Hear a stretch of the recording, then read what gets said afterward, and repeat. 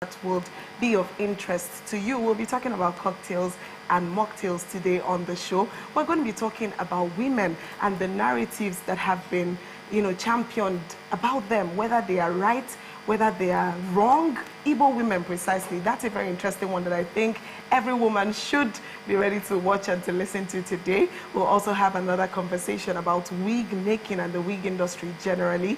So much more. Our fitness segment. We went to the gym this week, so we have something very, very spicy for you. We have our fitness routines, so just prepare yourself to join us when the time is right. But before we get into all of that, we'll take our news updates with Ogochukwu Osai.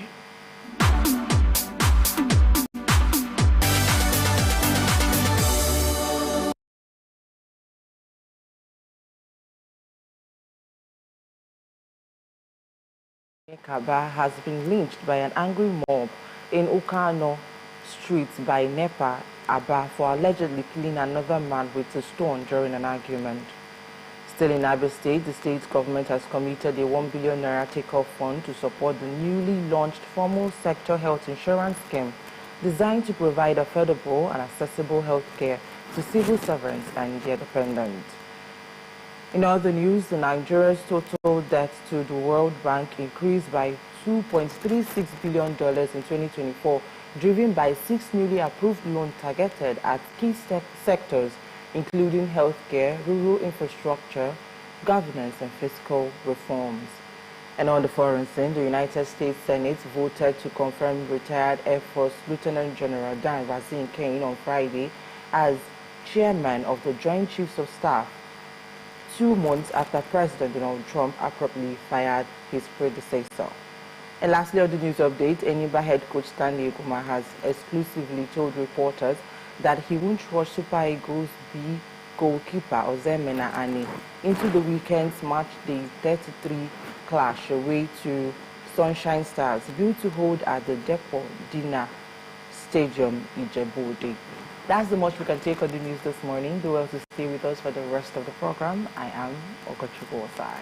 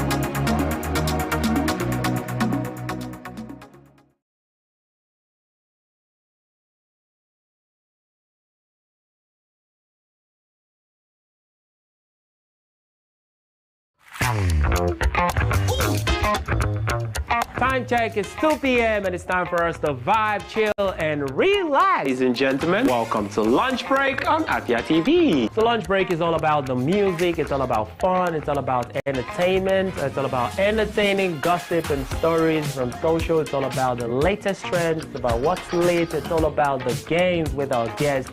And yes, in general, I like to say it's all about the vibe and vibes only.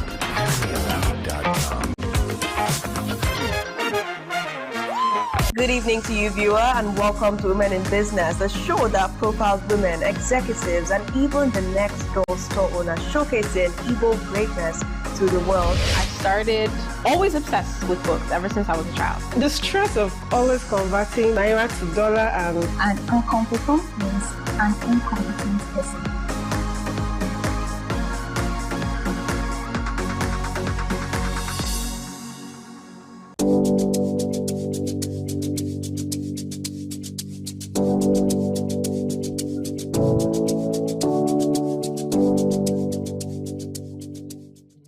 What are your thoughts on the spate of sex for grades in Nigerian universities?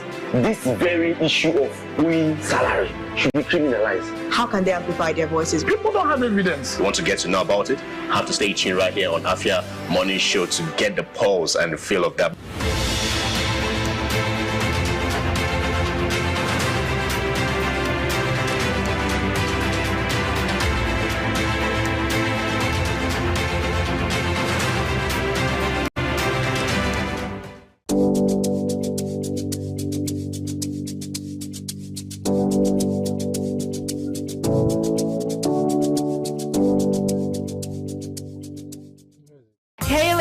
Join us on Gyna Plus every Wednesday at 6 p.m. right here on Afia TV, DSTV channel 254, and GoTV channel 17, where we will delve into health issues affecting girls and women in society.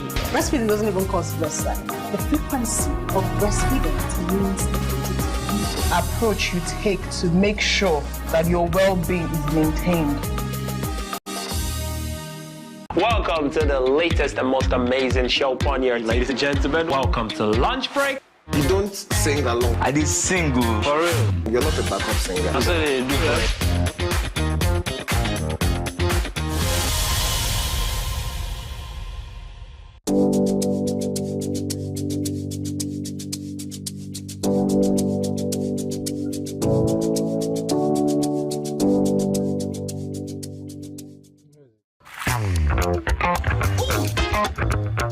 Time check, it's 2 p.m. and it's time for us to vibe, chill, and relax. Ladies and gentlemen, welcome to Lunch Break on Afia TV. So Lunch Break is all about the music, it's all about fun, it's all about entertainment, it's all about entertaining, gossip, and stories from social. It's all about the latest trends, it's about what's lit, it's all about the games with our guests.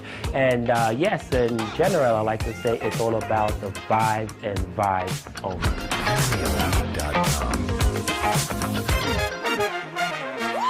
Good evening to you, viewer, and welcome to Women in Business, a show that profiles women, executives, and even the next door store owner, showcasing Igbo greatness to the world. I started always obsessed with books ever since I was a child. The stress of always converting naira to dollar and... An incompetent means an incompetent person.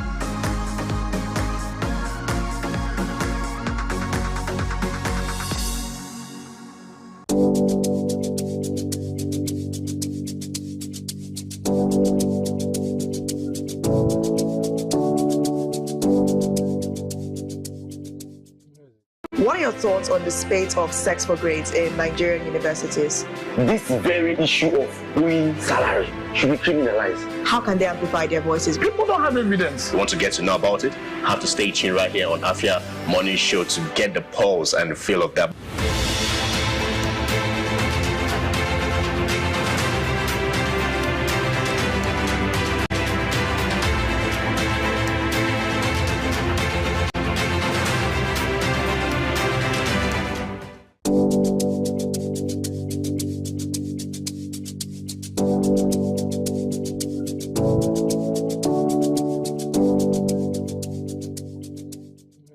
Hey ladies!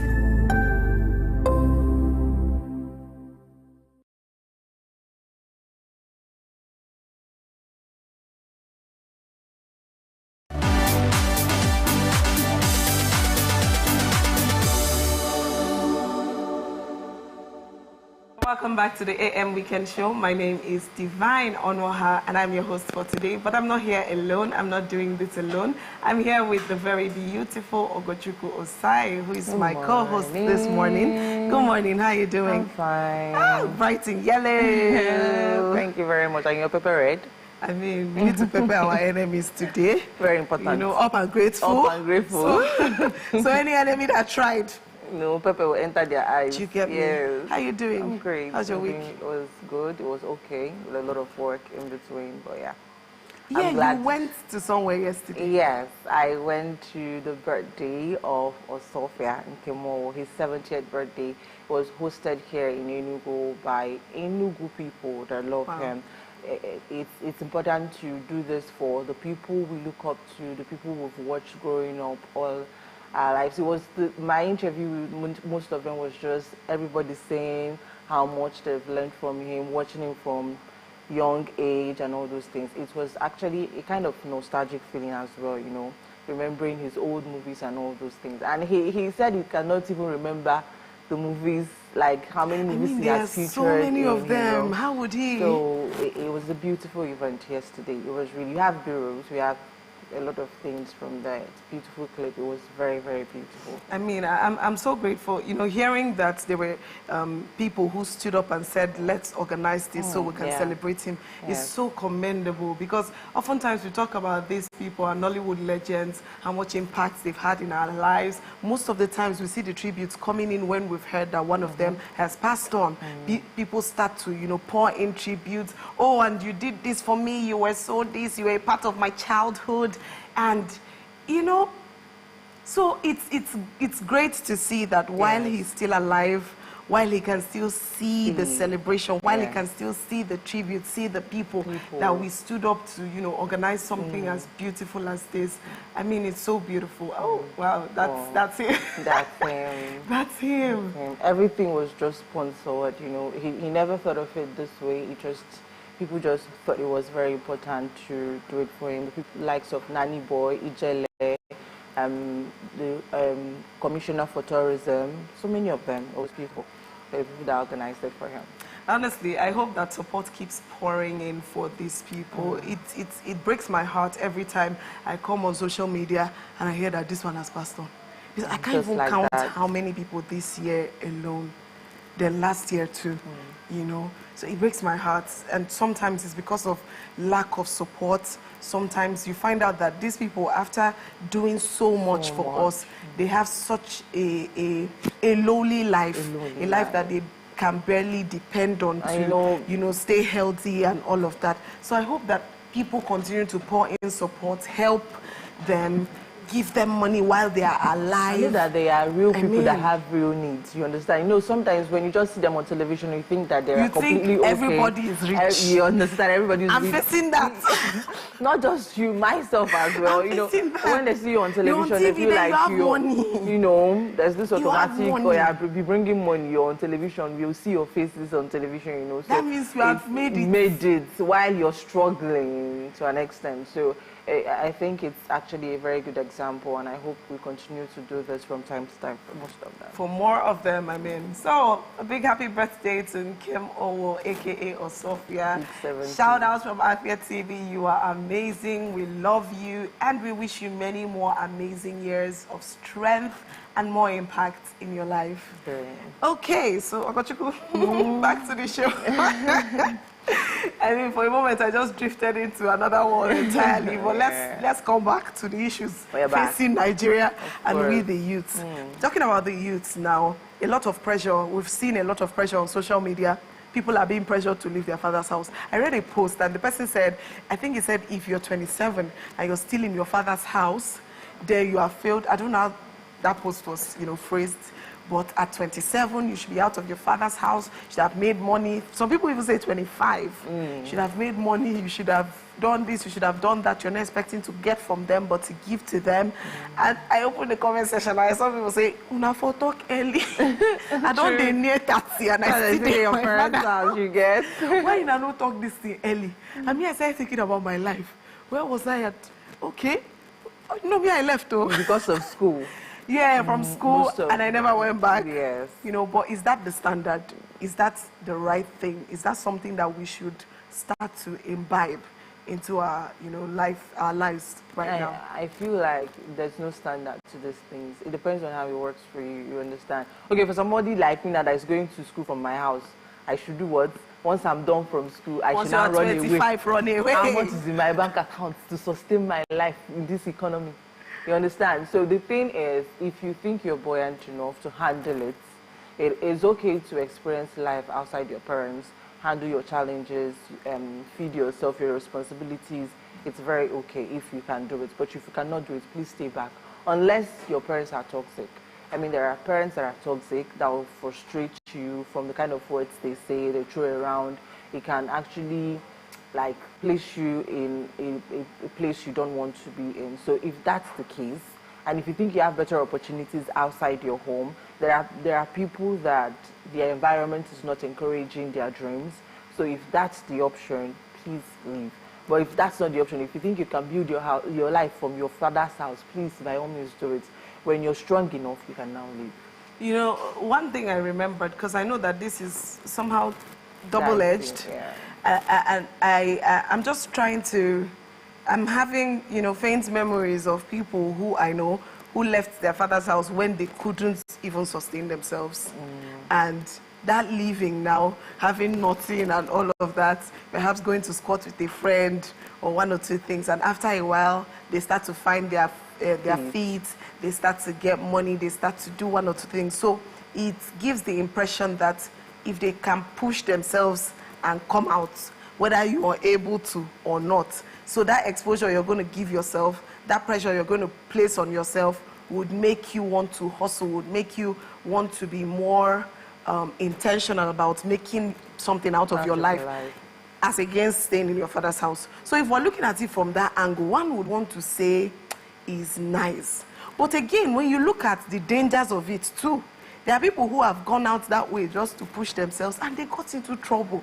So at the end of the day, I don't think... I feel like it's what works for you. That's why I said... You can't even know, how would you know what works for you? That's why I said if your environment is not encouraging you, there are dreams you have, but your environment is not. It's not about, see, this one I'm saying, it's not about encouraging. It's not about encouraging environments. These people are in encouraging environments. But they feel like it's too encouraging, so they need to go out by themselves. And that mindset, is it a good mindset? Yes, I think it is.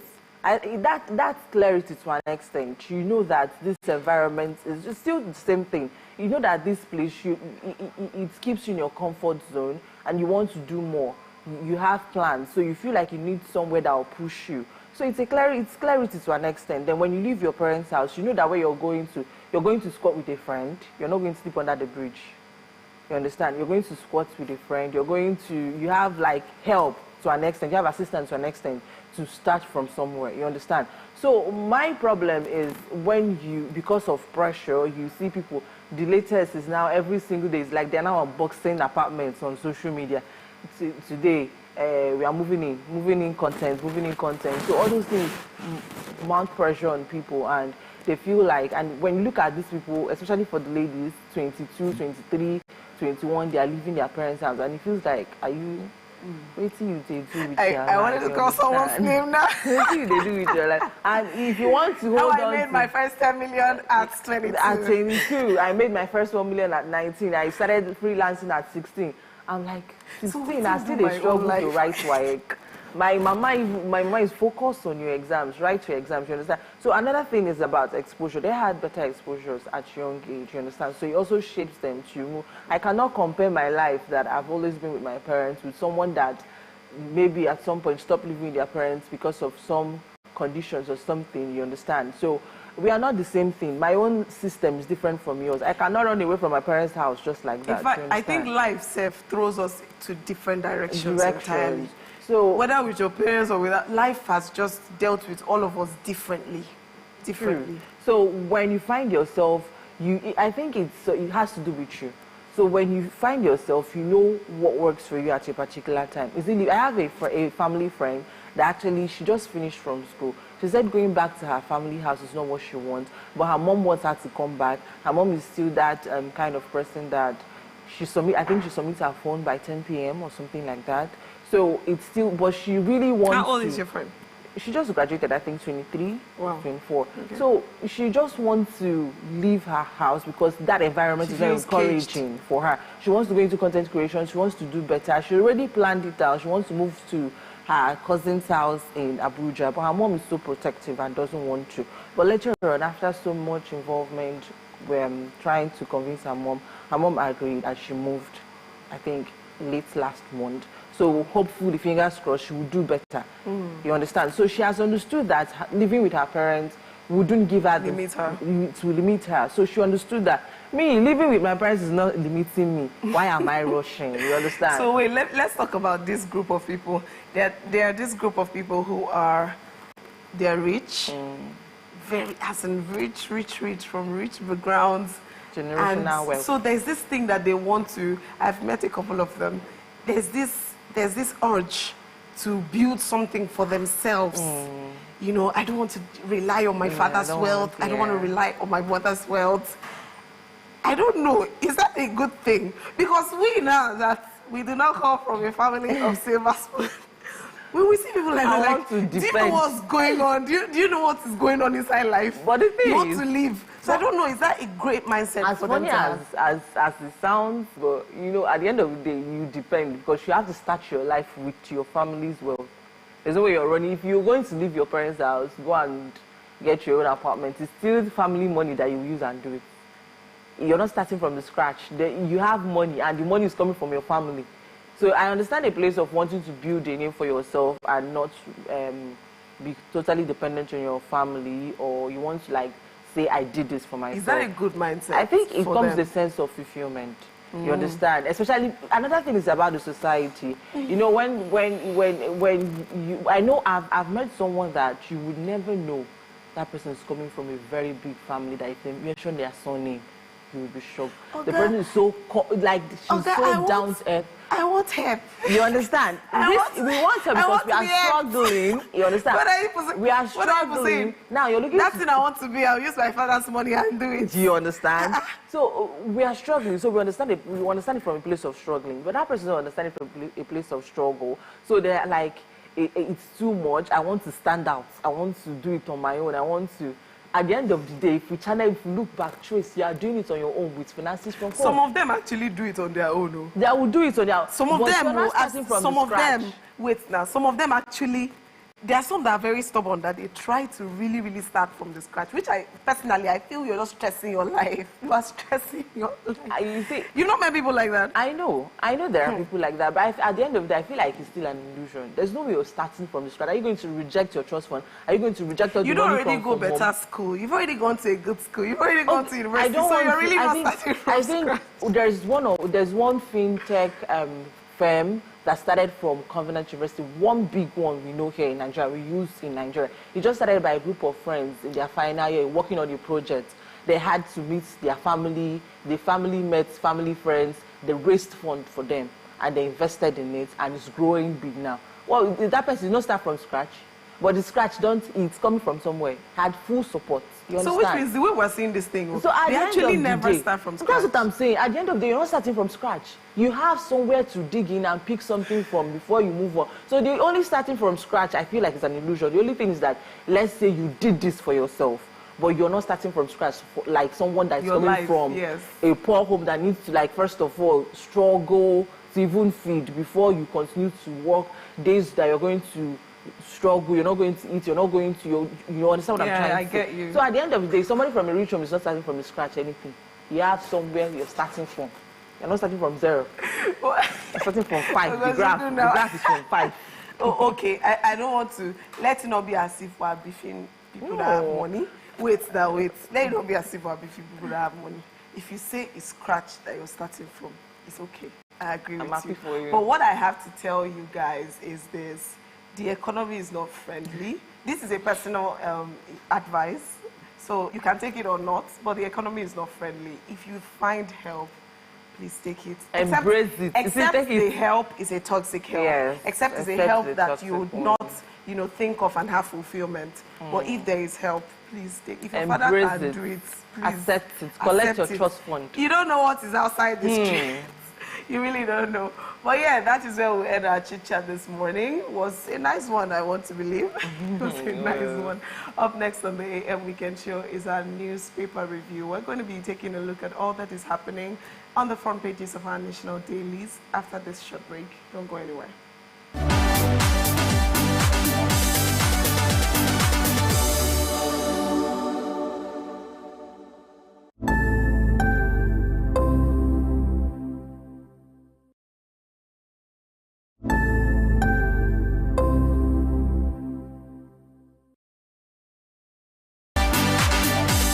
Ladies, join us on Gyno Plus every Wednesday at 6 p.m. right here on Afia TV, DSTV channel 254 and GoTV channel 17, where we will delve into health issues affecting girls and women in society. Breastfeeding doesn't even cause breastfeeding. The frequency of breastfeeding means the approach you take to make sure that your well-being is maintained.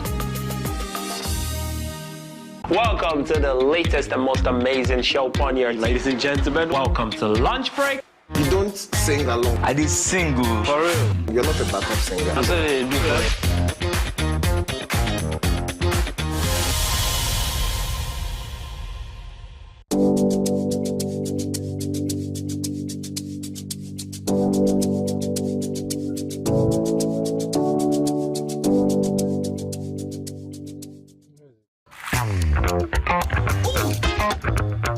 Time check, it's 2 p.m. and it's time for us to vibe, chill, and relax. Ladies and gentlemen, welcome to Lunch Break on Afia TV. So Lunch Break is all about the music, it's all about fun, it's all about entertainment, it's all about entertaining gossip and stories from social, it's all about the latest trends, it's about what's lit, it's all about the games with our guests, and yes, in general, I like to say it's all about the vibes and vibes only.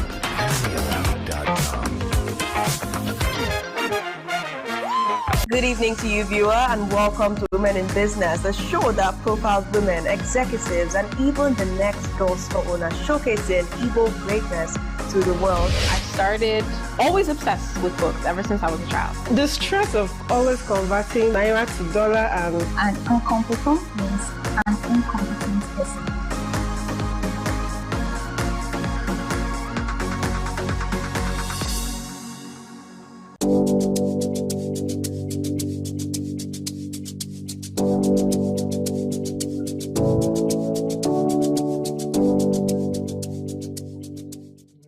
What are your thoughts on the spate of sex for grades in Nigerian universities? This very issue of owing salary should be criminalized. How can they amplify their voices? People don't have evidence. You want to get to know about it? Have to stay tuned right here on Afia Morning Show to get the pulse and the feel of that.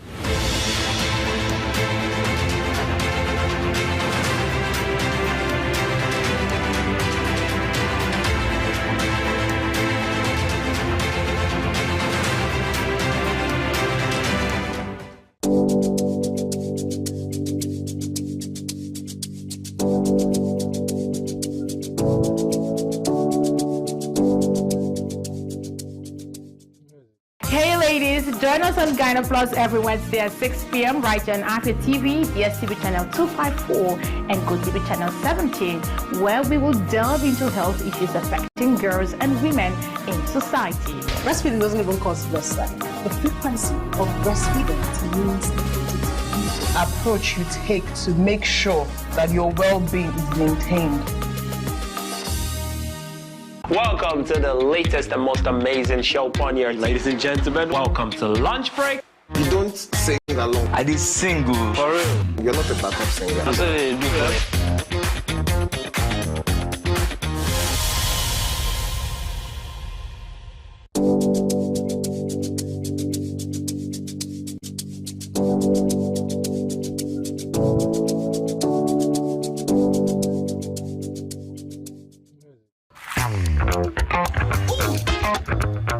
Time check, break. It's 2 p.m. and it's time for us to vibe, chill, and relax. Ladies and gentlemen, welcome to Lunch Break on Afia TV. So Lunch Break is all about the music, it's all about fun, it's all about entertainment, it's all about entertaining gossip and stories from social, it's all about the latest trends, it's about what's lit, it's all about the games with our guests, and yes, in general, I like to say it's all about the vibes and vibes only.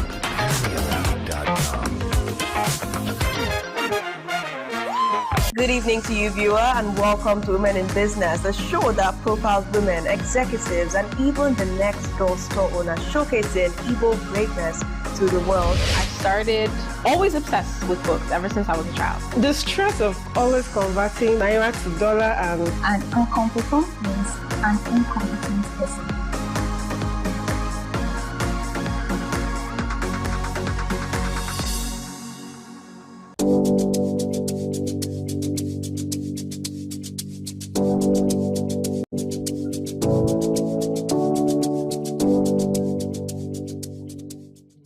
what are your thoughts on this?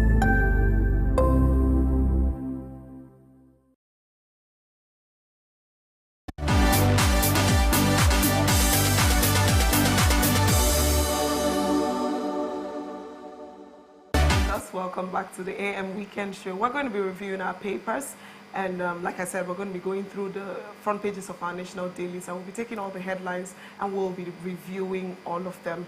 Joining us to review the papers today is a public affairs analyst and the director of Just Original Constructions, engineer Okwo Oluchukwu Morris.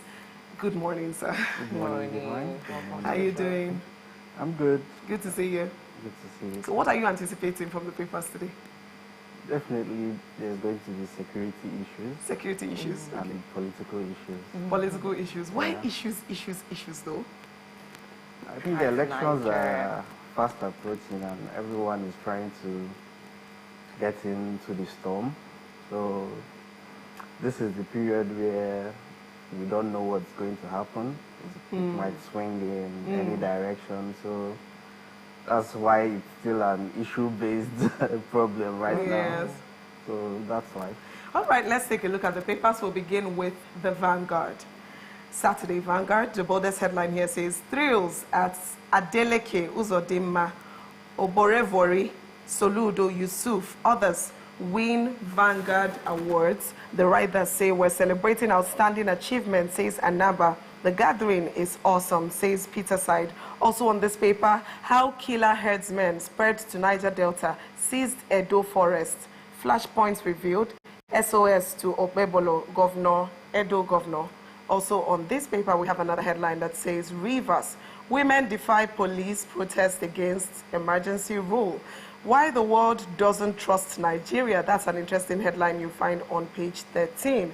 Moving on to the Matrix, the boldest headline here says 2027, Atiku, El-Rufai, others visits to Buhari sparks tension in Tinubu's camps. In Tinubu's camp, the writer here says why Tinubu should be worried, credited to Ndume. Also on this headline, another writer says, opposition perfecting merger to chase Tinubu out of power, says Nigerians. And the third writer here says, don't lose sleep, El-Rufai turns Tinubu's camp. Also on this paper, trade war, FG sets up subcommittee to assess economic impact of US tariff hike. Also on this paper, uproar over NBC's ban on Idris Abdul Karim's protest song, Amnesty International, Serap kicks. And finally on this paper, constituents sue Senate over Natasha Akpoti Dwagan's suspension. Moving on to Saturday Tribune, the boldest headline here says 2027, North firms up opposition to Tinubu. Atiku, El-Rufai, Tambuwal, others hold closed-door meeting with Buhari. NBA moves 2025 conference from Port Harcourt to Enugu. We are fair to all on appointment, says FG. And finally, on this paper, Shetima governors grace Yusuf Ali's turbaning in Ilori. Now I'm beginning from Saturday Telegraph. The boldest headline says, social media adverts, how scammers use AI-manipulated voices to deceive Nigerians. The writers say, we classify this trend as digital quackery, says PSN. Those using AI to generate unscrupulous adverts engaging in criminality. You can find more of this in page 28 and 29. Moving on, Bauchi government call unguarded dangerous. Bauchi governors call unguarded dangerous. This is by San. The writer said, insists Nigerian constitution spells out process of becoming citizens. And also on this paper, we have Nigeria's gas reserves hit 210.54 TCF to last 93 years. As crude oil now 37.28 billion naira barrels to last 64 years. Now moving to this day paper, Borders headlines say NUPRC, Nigeria's oil reserves hit 37.28 billion barrels, gas 210.54 TCF in 2025. Crude oil stock reduces marginally by 0.60%, gas rises 0.61%. Federal government tightens nose on expatriate quota administration to enforce ban on visa overstay. And last on this paper, Nigerian filmmakers find solace in YouTube for movie distribution. And away from that, to Saturday's Sun, 2027 coalition against Tinubu suffers setback. PDP opts out as Shekaro. Others give reasons alliance may not work. President working for us to defeat him in 2027. This is credited to Adebayo SDP, presidential candidate. This is on page 31 and 32. And lastly, from this paper, NBA moves 2025 conference from Rivers to Enugu, cites breakdown of democratic structure. That's the much we can take on Saturday, so. All right, moving on to Weekend Trust. The boldest headline here says, opposition coalition should worry Tinubu, says Ndume. Also on this paper, Tinubu spends 59 days in 8 trips to France. Zulum Wike Akpabio Soludo, Buba Galadima in the news. You find that on page 16. Femicide, 50 women murdered in Nigeria in 3 months. And the final headline here says, Second Republic governors, the last men standing. You find that on page 6. Moving on to the Guardian Weekend, why agric institutions' impact on Nigeria's food security remains lean. Wike introduces sweeping reforms on land allocation, development in FCT, understanding multi-choice Nigeria's price adjustment in necessity amid economic challenge.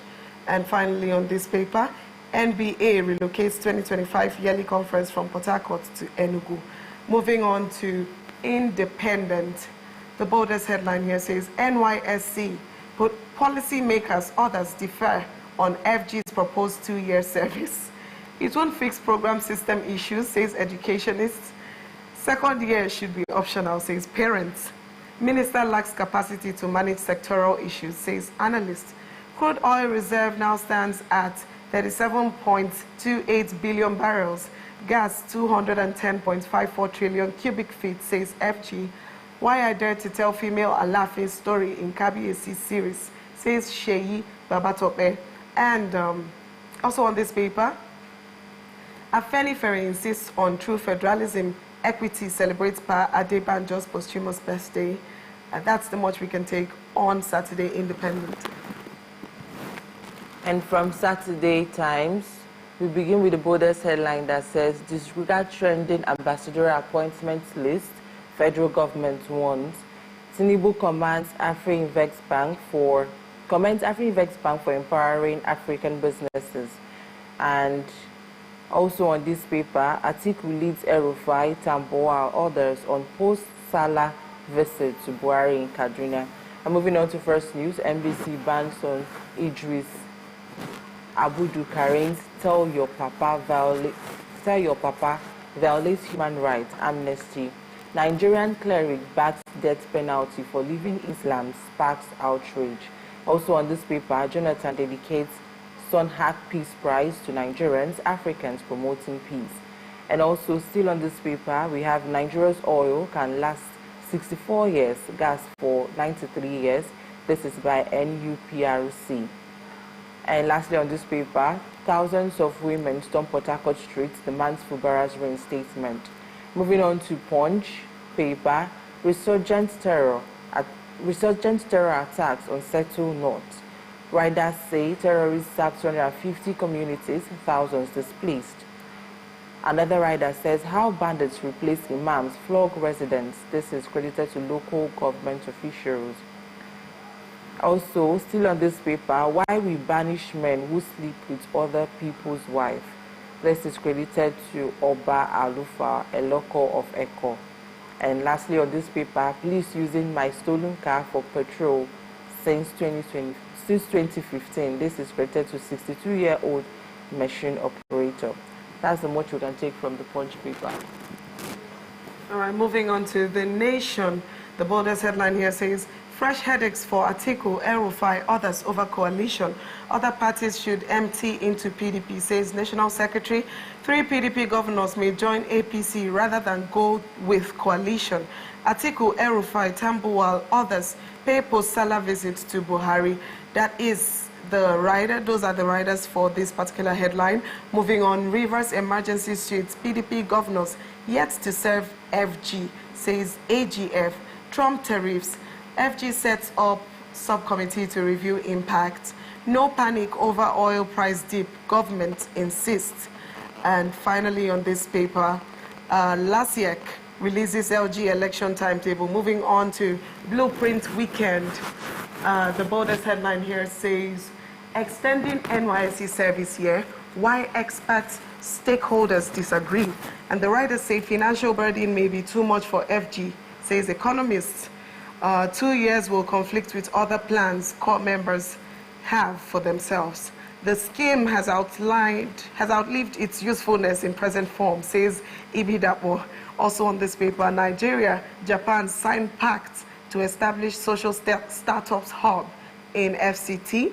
Watching films inspired me to take up acting, says Sayadi. And that is the much that we can take on this paper. Like I said earlier, joining us to review the papers this morning is the Public Affairs Analyst and Director, Just Original Construction, Engineer Okwo Oluchukwu Morris. You're welcome back to the show. Thank you again. Okay, so we've had so many headlines here, but I'd love us to begin with, earlier we were talking about politics and how we're gearing up for elections, and a lot is, looming. Different things we're just seeing, and I think Nigerians are at a state where they're connecting the dots. If any politician coughs, we'll say, no, is this connected to 2027? If any small move that happens, we'll try to link it up so that we'll be alert. You can't even blame them at all, because this will just happen before your very eyes. The more you look, the less you see. So we're going to talk about the fact that Atiku, El-Rufai, and others visited Buhari. Let's look at the Matrix paper. Let me take you from the Matrix paper. Says 2027, Atiku, El-Rufai, others visit to Buhari sparks tension in Tinubu's camp. The rider here says, very interesting rider I saw here, says why Tinubu should be worried. That's also what Ndume is saying, Tinubu should be worried. I think we'll get more details on this story if we actually see the papers. And the second rider here says, opposition perfecting merger to chase Tinubu out of power. So, which means all these people are coming together somehow to, merge and chase Tinubu out of power. That's what Nigerians are saying. And then this one says, don't lose sleep. El-Rufai turns Tinubu's camp. That's what El-Rufai is saying. So, what are you saying? What are you saying? Let's hear from you. Well, as you said, that a lot of people are trying to link every political visit, every visit right now, everybody's trying to link it politically, and I would say that they are not wrong for doing that. And the former vice president visiting President Buhari, it's something to be worried about, because they've always shown themselves as people who don't, get along. But for them to suddenly, Atiku said he had a visit, it was just a walking visit. And a walking visit, you're going with the former governor of, I think, Kaduna. Yes, El-Rufai. Yeah, who just decamped from the APC and is forming an opposition in the SDP. There are a lot of political tones, undertones to it, and it's not something to be overlooked.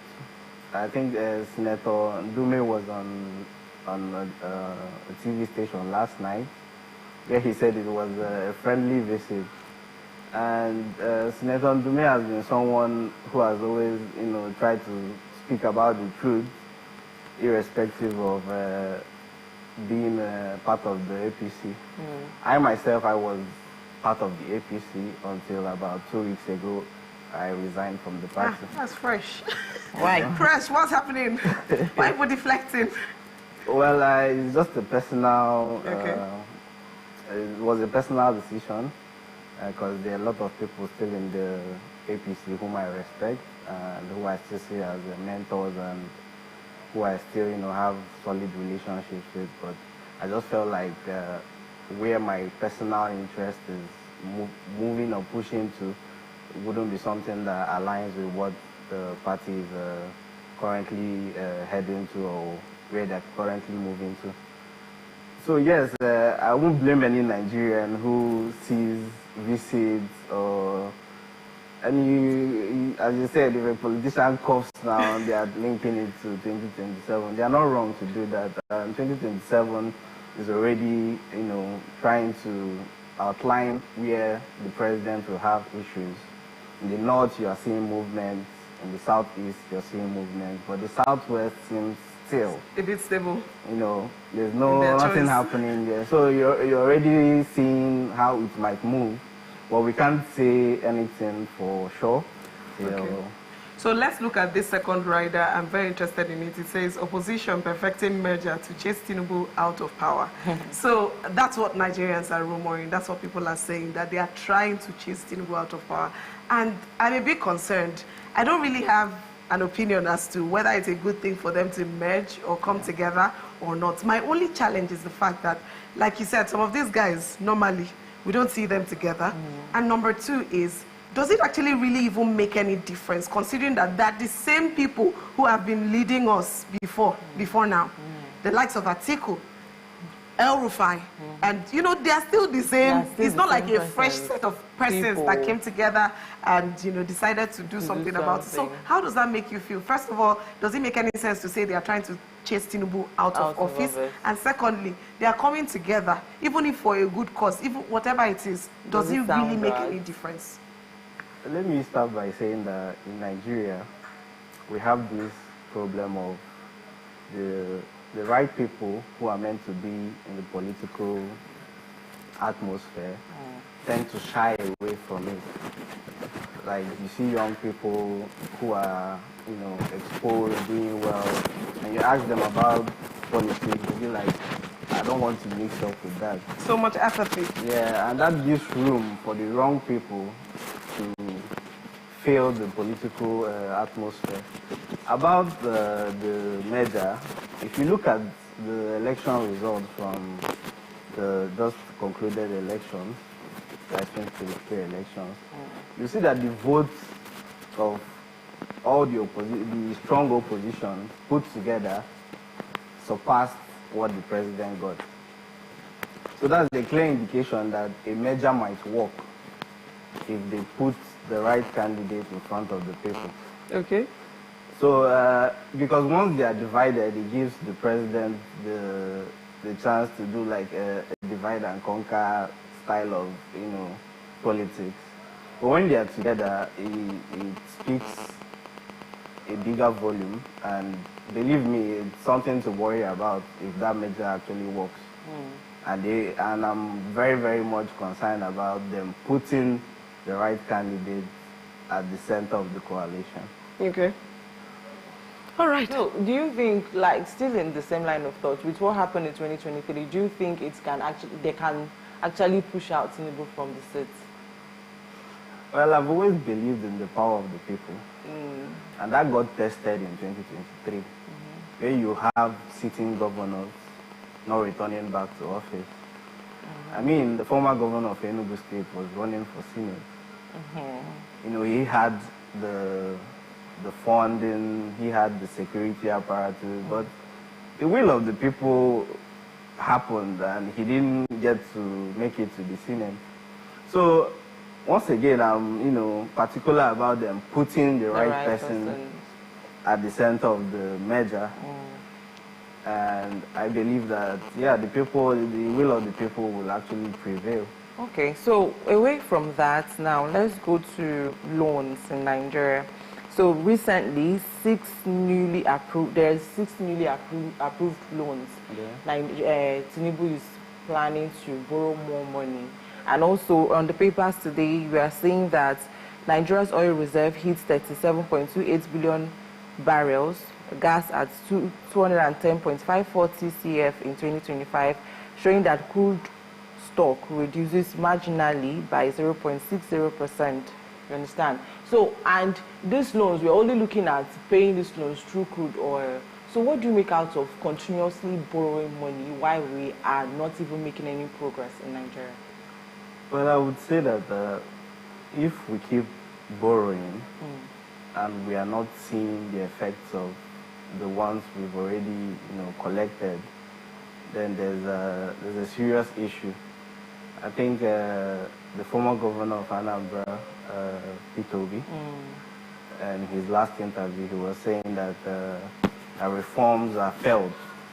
You know, if the sectors these loans are being, you know, categorized for are not seeing significant improve, then there's a need to look back on the processes and how these monies are being spent. And in terms of the crude oil side of things, I think Nigeria is, will I say, ripe to look into another sector. You know, where the world is pushing to right now, we can look into even palm oil exports, even mineral exports.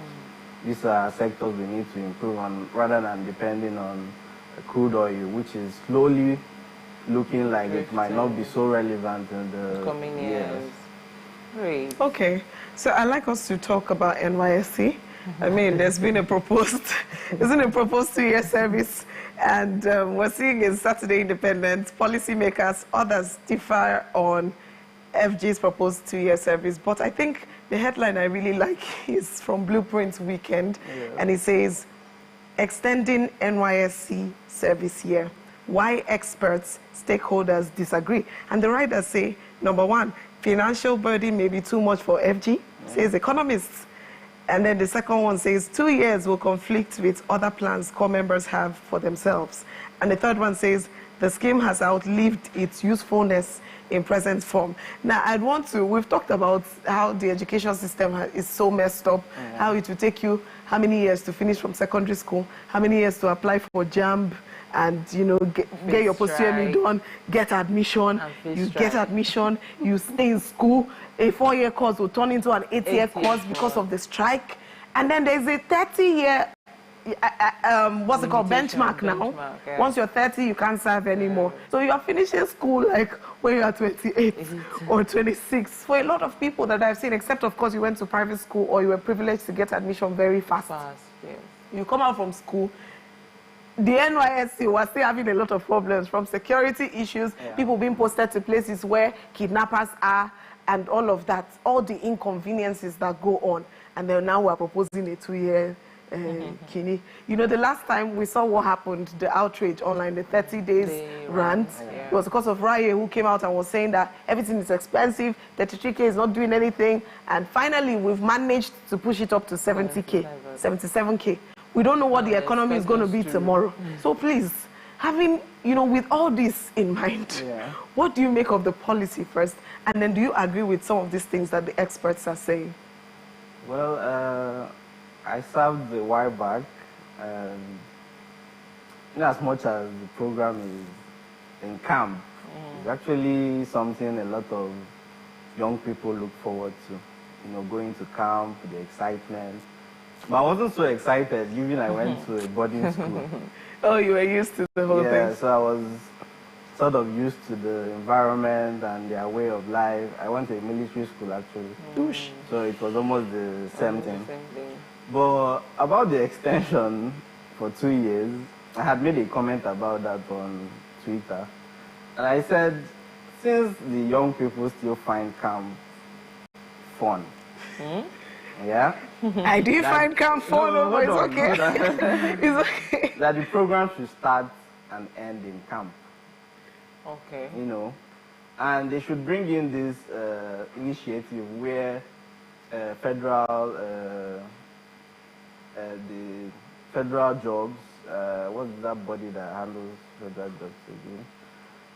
That they come into the camps, private people from the private sector also come into the camps and try to recruit workers from there the camp. in the camp. Yeah. So it would be like a survival of the fittest. No. Because they will not possibly, is there a way that they will employ everybody? No, but at least some percentage will actually get employed from the camp. Okay. It makes it, because I feel like if you elongate it more, a lot of issues might come in. Because now we had the issue of the payment, the increase, and after a while, I'm sure with the way the economy is going, inflation is rising daily. The 77,000 will become a problem very if soon the inflation is not addressed. And how do you want to keep up with that, elongating it for another 2 years? That's exactly and what then I'm saying. there's the security problem where people don't even want to leave travel, their comfort zone, their home states. So that's all these issues need to be addressed, even if there should be elongation. So now, you've mentioned something that seems like a plan to me. Sounds like a plan. Yes. So if it starts and ends in camp, is this going to be 3 weeks? Or would make it longer? Just 3 weeks. Just 3 weeks. Yeah. And then it starts and ends in camp. Then so what will happen to the 77K? They can have like a severance package where instead of giving these people 77, sorry, not this people, the youths, instead of giving the youths who just finished from school 77K over the course of 12 months, you can, bring this together and be give like, them. this is what we are giving you to start life. More like Nigeria. Settling you. Nigeria will settle you. I don't think they will do that. Because, I mentioned this 77K. For a lot of people, that is their own opportunity to collect national cake. For real, that's the way a lot of people see it. There's nothing else I've gained from this Nigeria. Let me collect this one.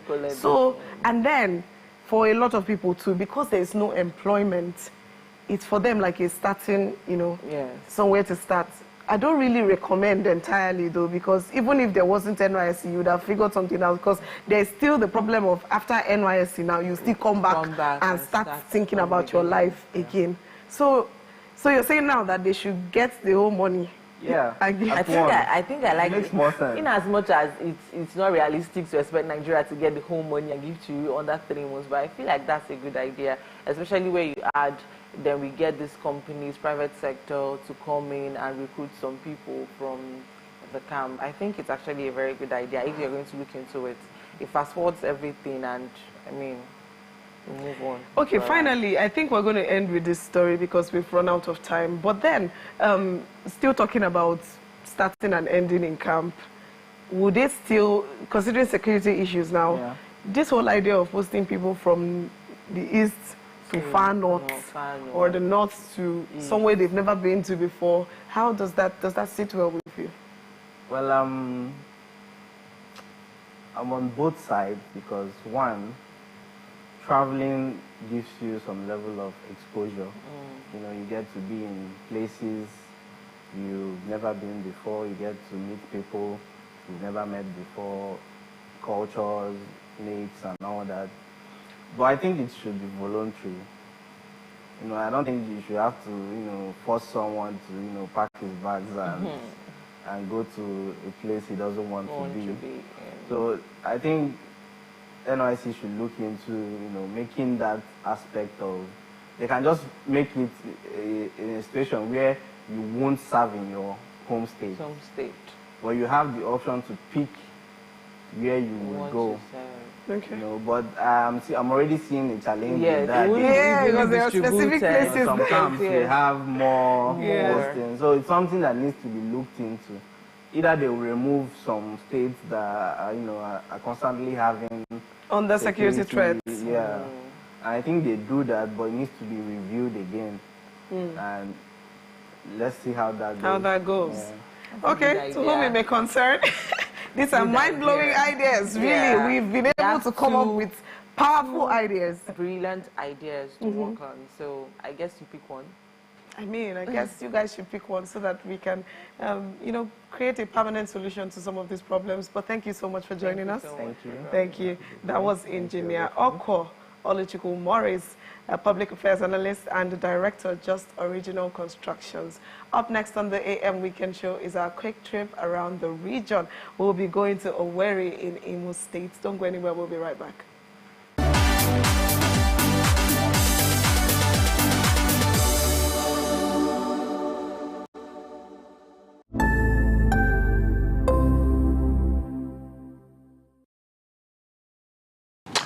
A very G-Day to you, and welcome to the latest, the most exciting, the most thrilling, and the most engaging part of your day. Ladies and gentlemen, welcome to Lunch Break on Afia TV.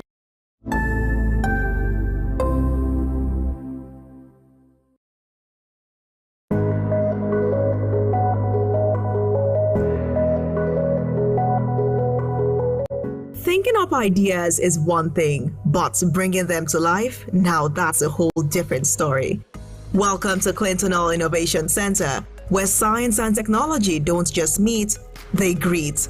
You are going beyond retailing and, you know, just randomly importing things to actually producing and inventing things for your fellow manufacturers, in fact, and also, of course, the retailer and the wholesaler on the other side. I made a commitment to myself that when I grow up, that I'm going to build a center for innovation, where people like me who have ideas, designs, talents can come and have access to equipment and machines to build prototypes. This isn't your average workspace. It's a fine example of a maker space and hardware incubator that's exploding with innovation, engineering, and real manufacturing magic. I'm not interested in protection or patent or copyright. I'm more interested in sharing. So I'm sharing, I'm teaching, I'm building people. Maybe when we have built, we can maybe choose to go to protecting. But right now, my priority as a leader is training, sharing, instead of protecting. Would Clinton Hall Innovation Center win a seat at the 100 over 100 table? Only time will tell.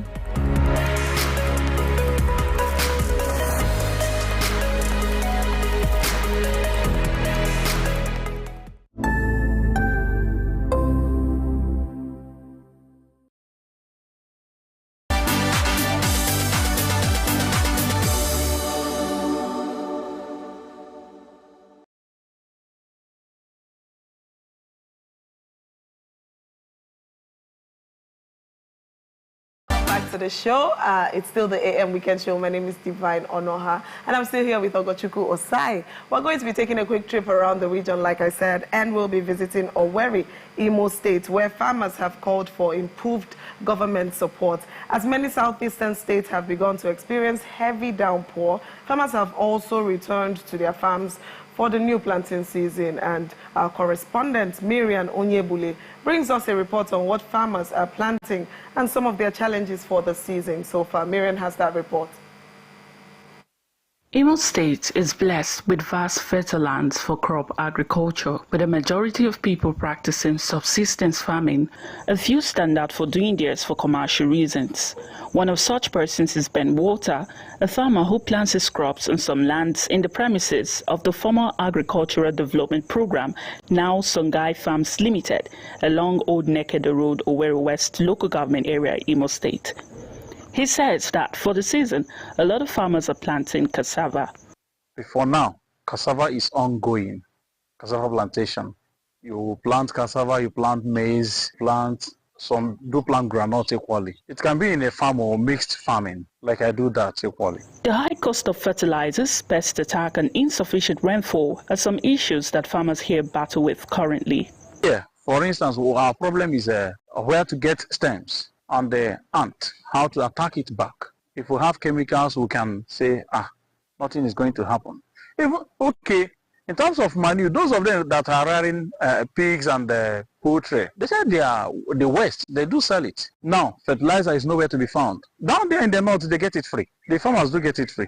Yesterday, when I was speaking with one of my customers in fishery aspect, we were discussing how some bags of fertilizer can be moved in here for my own usage. But the money involved is quite alarming. You know, the rain have not started the way it should. So some of the cassava that has been planted since last month, some are even drying. Some are being attacked by ants because there is no water in the ground again. If you are planting on the ridge, if there is enough water there, the ant will not attack your stem. Are you getting me? But if there is enough water there, they will not attack. But if there is no water, they will attack your stem. The inside, the center of the stem, that thing that looks foamy, once they start sucking it, the stem will start drying and it will not germinate. Ben also needs more support from the government for farmers in the state. I don't know for others. I've not received and will not, in as much as this place is concerned, nobody has received government support regarding to his farm. The more committed government is to agricultural advancement in the state, the more influx of people to farming. Thus, it is safe to say that more government support will cause bountiful production of food for the state's large population. In Owerri, Miriam Onyebule reporting. Thank you so much, Miriam, for that report. I mean, farmers are going through this period, and with the rain, they should brace up. Just brace up. Ogochukwu, are you into farming? Maybe sometime in the future. Sometime in the future. Actually, I'm a daughter of a substantial farmer, so I'm inclined to an extent. So there's money in farming, though. Let's better get into it. Just so I don't have land. That's the only limitation. If anybody can offer me land. Everybody doesn't have land, though. Cities. My only problem is land. I'll give you anybody can offer me land with C of O. I say I will give you. You're not ready if you're waiting for land.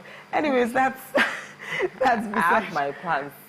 It's the land that is my problem. Just give me the land and the C of O. You will see me. Okay, so we'll wait for the person that is going to give Ogochukwu land. But that's the much we can take on around the region today. We'll be diving into our next conversation. Very interesting one. And it's going to be cocktails versus mocktails. Don't go anywhere. We'll be right back.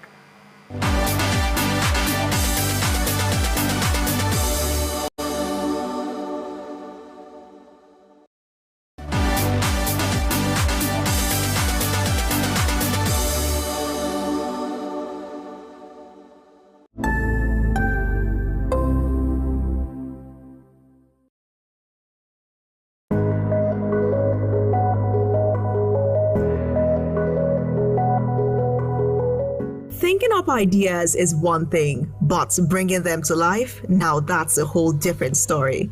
Welcome to Clinton Hall Innovation Center, where science and technology don't just meet, they greet. You are going beyond retailing and, just randomly importing things to actually producing and inventing things for your fellow manufacturers, in fact, and also, of course, the retailer and the wholesaler on the other side. I made a commitment to myself that when I grow up, I'm going to build a center for innovation where people like me who have ideas, designs, talents can come and have access to equipment and machines to build prototypes. This isn't your average workspace. It's a fine example of a maker space and hardware incubator that's exploding with innovation, engineering, and real manufacturing magic. I'm not interested in protection or patent or copyright. I'm more interested in sharing. So I'm sharing, I'm teaching, I'm building people. Maybe when we have built, we can maybe choose to go to protecting. But right now, my priority as a leader is training, sharing, instead of protecting. Would Clinton Hall Innovation Center win a seat at the 100 over 100 table? Only time will tell.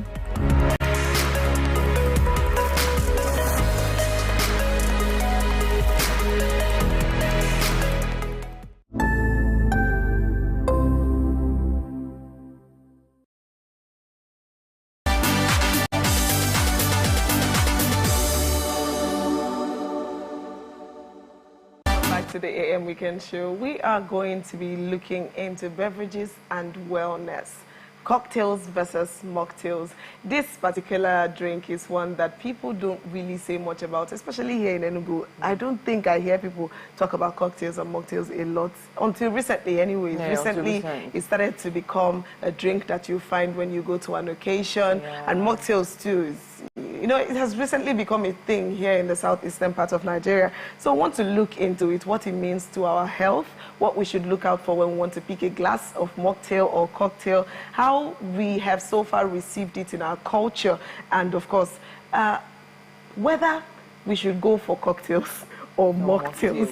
And to have that conversation, joining us to have that conversation is the one and only mixologist, Roseanne Munachi, the CEO, Mona Cocktails. Welcome to the show, ma'am. Thank you. Welcome. You look good. Is this how, you know, mixologists dress? But really, is that word appropriate for you? Yes. Mixologist? Yes. Okay, wow. So you will mix a lot of things. Plenty things. Wow. Okay, now, I would like us to start this way. Start by telling us what cocktails are and mocktails are. I see that confusion a lot. A lot of people don't know the difference between both. So, over to you, ma'am. Okay, I'm just going to use a very simple terms. Cocktail is a mixture of drinks, right? But this time around, alcoholic drinks. As long as there's a drop of alcohol inside, automatically it's a cocktail. But mocktail is a mixture of drinks also, but this time, non-alcohol. So if you put a drop of alcohol, it's no longer a mocktail, it's a cocktail. But the moment you make something 100% non-alcohol, it's a mocktail. That's why mocktail is what everybody can take. But because everybody's already used to saying cocktail, they now find it difficult to say mocktails, and some people don't even know the difference. So okay. just know that cocktail is alcohol and the mocktail is non-alcohol. Okay, so what really goes into the average mocktail? Is it our sodas? Because that's a non-alcohol. Those are non-alcoholic drinks. Pepsi, Fanta, Mirinda, Sprite. You mix all of them. Is that classified as mocktail? Yes, you can call that a mocktail, but that's not what makes it a mocktail. Okay, please educate us. Mocktail can be a different combination, right? And then the fact that it's non-alcohol, people automatically assume, what else can you add? Is it not Fanta and Coke? Honestly, see that particular word there. It's annoying. It's annoying. Because for a mocktail, you can use herbs for mocktail. You can use mint. Mint is very healthy. Yes, you can use mint for a mocktail. You can use ginger for a mocktail. You can use syrups. And then each of these syrups are healthy. There's pineapple syrup, there's kiwi syrup, there's apple syrup. Every fruit you know has a syrup. You understand? And then I would say it's 100% even more healthy than whatever alcohol they think is healthy, right? So in this combination now, maybe, okay, let me use one for instance. Mojito, for instance. People call it mojito, right? Use mint, use soda. Then they now made a syrup for it that you can add to top up the flavor.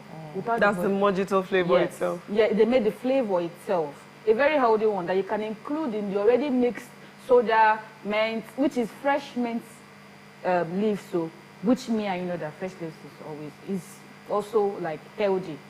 So imagine that combination, and then somebody will come and tell you it's soda. Doesn't really. Well, soda is the base now. But is soda the base? The effort. Soda is okay. Waters it down. Down the effort because soda is just the soda water that is soda inside now. There's fresh mint, which is healthy.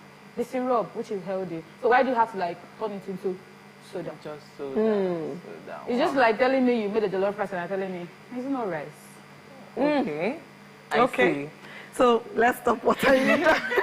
Let's stop watering it down. Though I saw a combination recently. I saw Ribena and Fanta and that should Coke. be What we call that? Okay, I don't know why the person added Coke, but I know that people use Ribena in the replacement of grenadine. They used to say, we're trying to make the cheaper version of Chapman. I don't do cheaper version of Chapman. Either I give you Chapman or I don't give you Chapman. Because why would I use Ribena of 4,000 naira to replace grenadine of 14,000 naira? It's not even making sense. Bringing two of them together, you can't compare this being this. That I can give you the red color. It's just like you telling me now that grenadine Chapman is the same thing as Zobo Chapman. It's not the same thing. You can never compare it.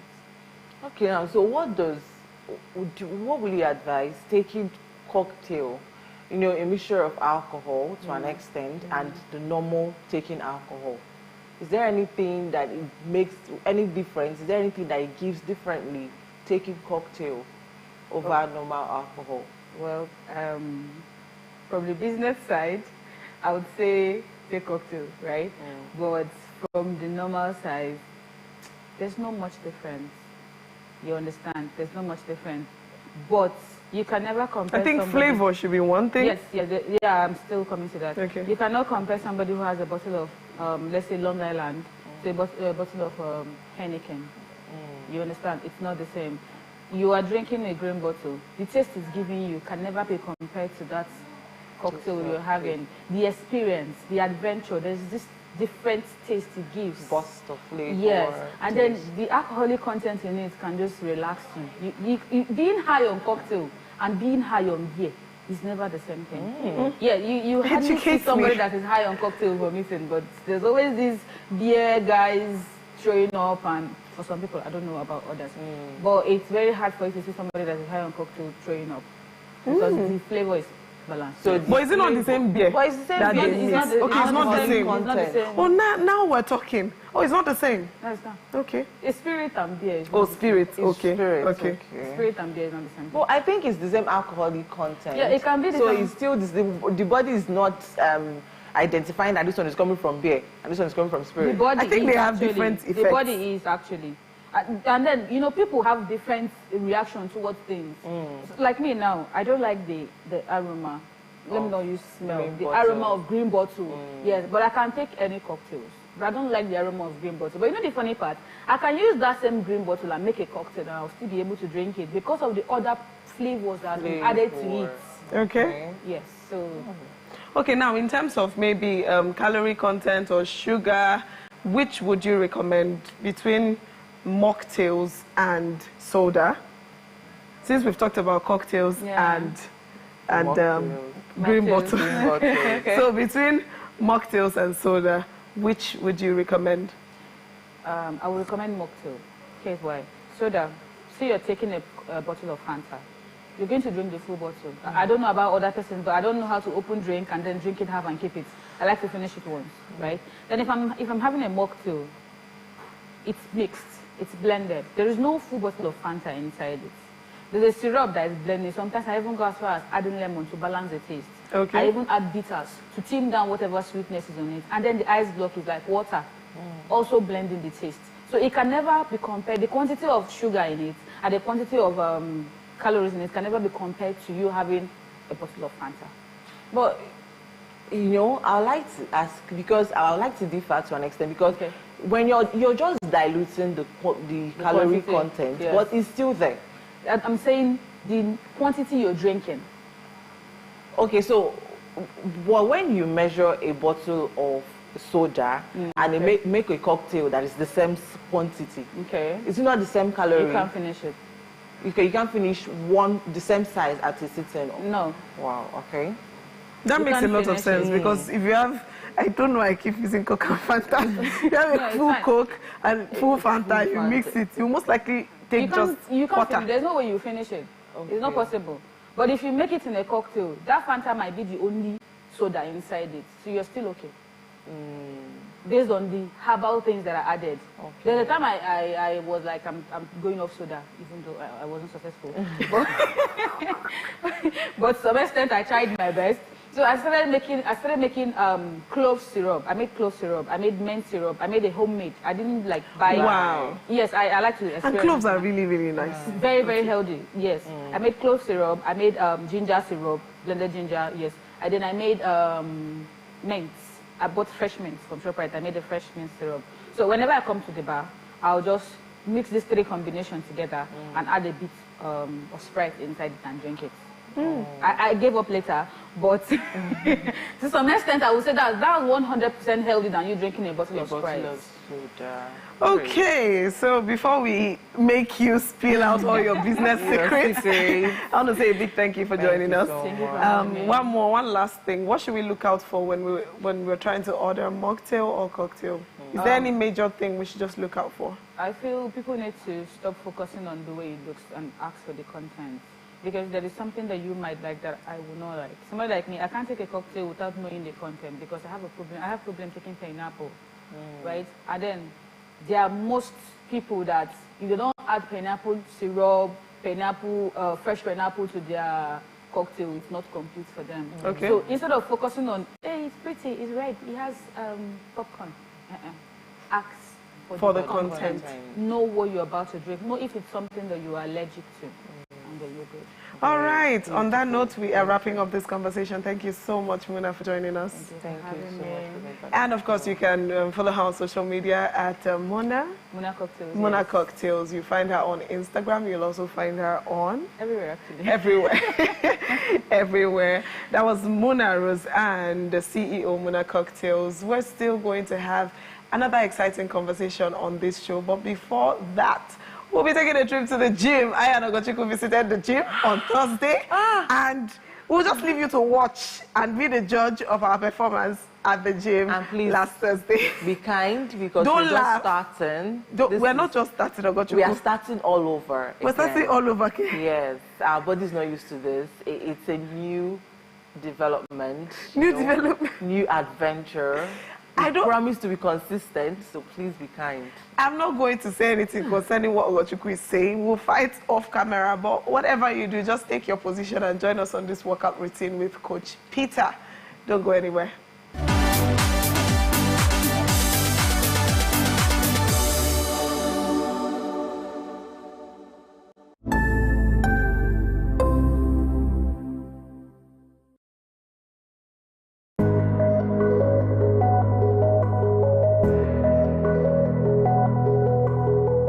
Thinking up ideas is one thing, but bringing them to life, now that's a whole different story.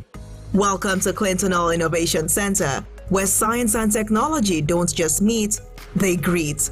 You are going beyond retailing and, just randomly importing things to actually producing and inventing things for your fellow manufacturers, in fact, and also, of course, the retailer and the wholesaler on the other side. I made a commitment to myself that when I grow up, that I'm going to build a center for innovation, where people like me who have ideas, designs, talents can come and have access to equipment and machines to build prototypes.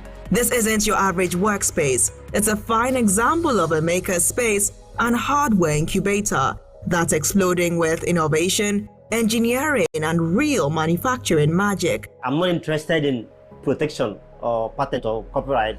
I'm more interested in sharing. So I'm sharing, I'm teaching, I'm building people. Maybe when we have built, we can maybe choose to go to protecting. But right now, my priority as a leader is training, sharing, instead of protecting. Would Clinton All Innovation Center win a seat at the 100 over 100 table? Only time will tell.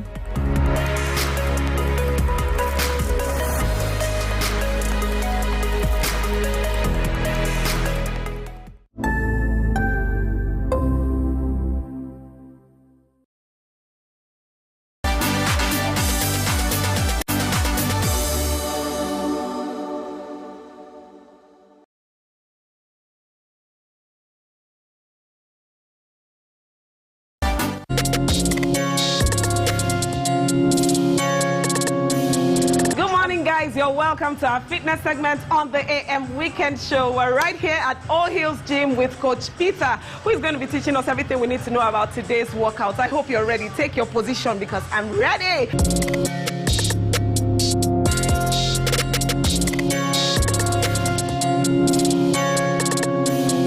How you doing? Fine. Been a while. Yeah.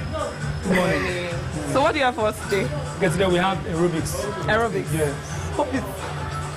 Hope it's easy. Yeah, of course. Why? Okay, what are aerobics really? Aerobics is a cardiovascular exercise, and this helps the heart to strengthen the heart and to help you to reduce, and it reduces the risk of chronic diseases like diabetes and liver issues and all, and every other terminal disease you can think of. In the body. So this is what aerobic does, and it strengthens the muscle as well, and it strengthens the bones. So aerobics is generally good for workout. Like for any workout enthusiast is recommended for weight loss. The primary weight loss as well. Weight loss. That's the primary advantage, yes, or benefit to it.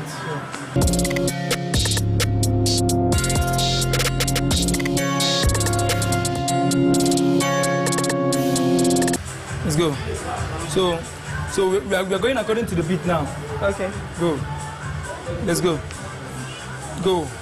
go, go, go, go, go, go. Just watch me. Go, go, go, go, go. Just move your body. Go, go, go, go, go, go. Let's go, watch. Punch, punch, go, punch, go, punch. So we're going to punch like 10, okay, 9, on my count, 8, punch, 7, punch, 8, go, 9, go, 10, let's go, come back, go, go, go, go. We're literally dancing. Go, yes, go. You're going according to the beat. Go. Okay. Go. Go. Go. Go. Go. 1, 2, go. Okay. 1, 2, go. 1, 2, go. 1, 2, go. 1, 2. Let's go. 1, 2, go. We touch our feet. You have to touch. Okay. Good. Good. If you don't want to touch, like, it's not an compulsory. Yeah, compulsory. Yeah. Let's go. Good. Then for our viewers out there, you can do this in the comfort of your home, somewhere around your office. It's not difficult. Okay. Good. Good. Let's go. I'm counting. Let's go. 1, 2, 3, 4. Go. 5. Go. 6. Go. 7. 8. 9. 10. Let's step it down. Let's go. Good. Good. Good. Good. High knees. Let's go. Good. Good. Good. Good. Good. Good. Good. Good. Are you ready? 1, 2. Let's go. 1, 2, 3, 4, 5, 6. Watch me. 7, 8, 9, 10. High knees. 10, 9, 8, 7, 6, 5, 4, 3, 2, 1. Take it down. Let's go. Catch your breath. Good. Good. There's something we do. We say active rest. Active rest. Instead of stopping entirely, you just have to.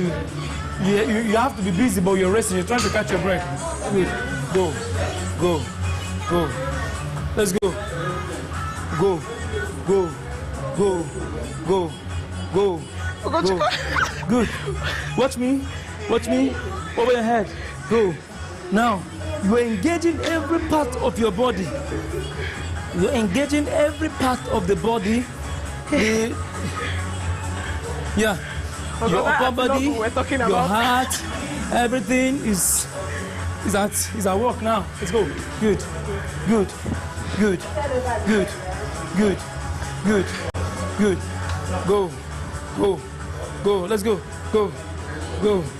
Go. 1, 2, 3, 4, 5, 6, 7, 8, 9, 10.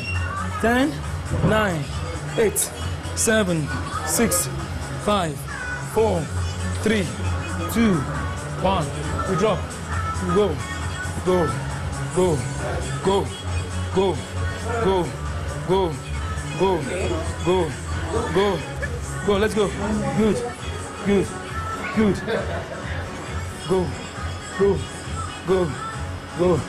1, 2, 3, 4, 5, 6, 7, 8, 9, 10. Step back. Okay. 1, 2. Let's go. 1. We go. 1, 2, 3, 4, 5, 6. Watch me. 7, 8. 1, 1, 2, 3, 4, 5, 6, 7, 8, 9, 10. Dear viewers, it's not difficult. You can do it on your own. Just find whatever that gives you motivation. It's just something that you have to keep moving. Just move your body according to the beat. Just in line with the beat, you have to move your body. Even if you can just do like this for some minutes, just move your body and make sure that you're engaging every part of your body while you're doing this, okay? Let's go. Okay. Go, go, go, go, go, go. Good. Good. Good. Good. Good. You punch down. Go. Go. I'm counting. 1, 2, 3. 1, 2, 3, 4, 5. Go. 6, 7, 8, 9, 10. Good. Okay. Do we have more? Yeah. So now the reason why we count is, you know, sometimes the mind wants something to hold on to. Okay. You understand? So that's why we do count, and for you to know, like, okay, I'm supposed to stop at this, like, I have a target at this point. So let's go. Jumping jacks. Go. But you are going back Go. to the previous Go. routine. Go. Go. Go. Go. Go. Go. Now, when you keep doing this thing, when you do some, when you do it for like months, when you do it subsequent months, you don't even, you might not even know that you're actually doing something until after 2-3 months, you will see definitely see yourself going down. And when you start losing weight on its inside. Is how you feel on your inside determines how you're going to feel on the outside when you keep doing it. So first of all, you will start feeling light on your inside. Then when you keep doing it, months to come, you see yourself going down, and not just going down and you stop exercising. You have to watch what you eat, and you know. Okay, but I want to ask something. Good. Seeing that these routines are quite simple compared to the other ones that we've been doing, are they effective? Because all I've heard about weight loss routines is that it's very, very, you know, stressful. It's something that you have to. I mean, are we doing beginners class? 101. In the fitness world, we have strength training.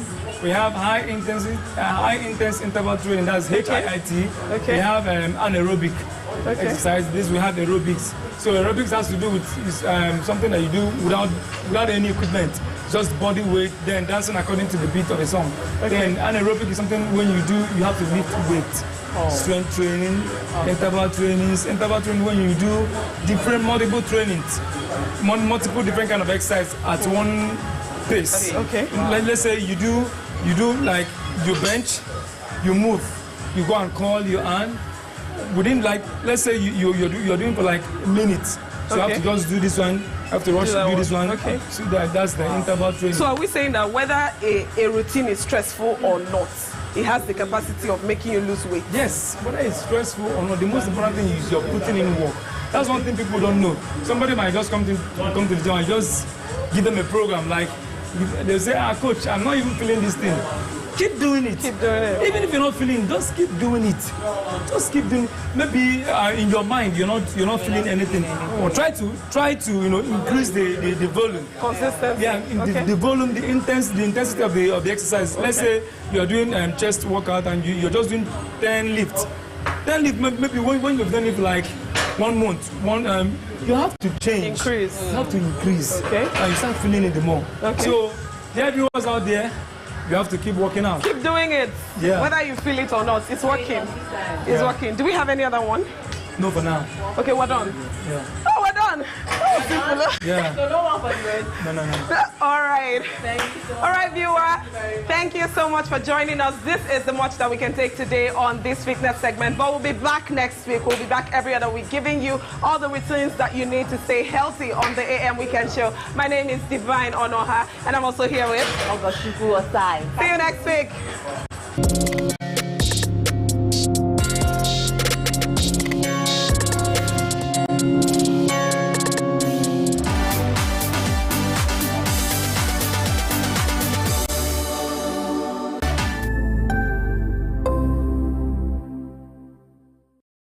What are your thoughts on the spate of sex for grades in Nigerian universities? This very issue of owing salary should be criminalized. How can they amplify their voices? People don't have evidence. You want to get to know about it? Have to stay tuned right here on Afia Morning Show to get the pulse and the feel of that.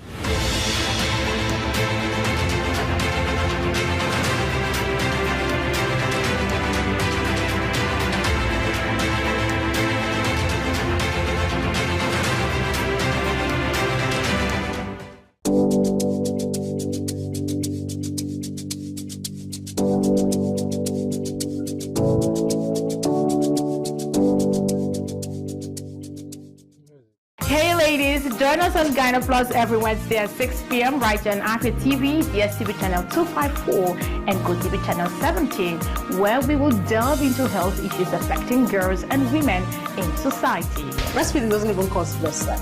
The frequency of breastfeeding means the approach you take to make sure that your well-being is maintained. Welcome to the latest and most amazing show on here, ladies and gentlemen. Welcome to Lunch Break. You don't sing along. I did sing good. For real. You're not a backup singer. That's what they do.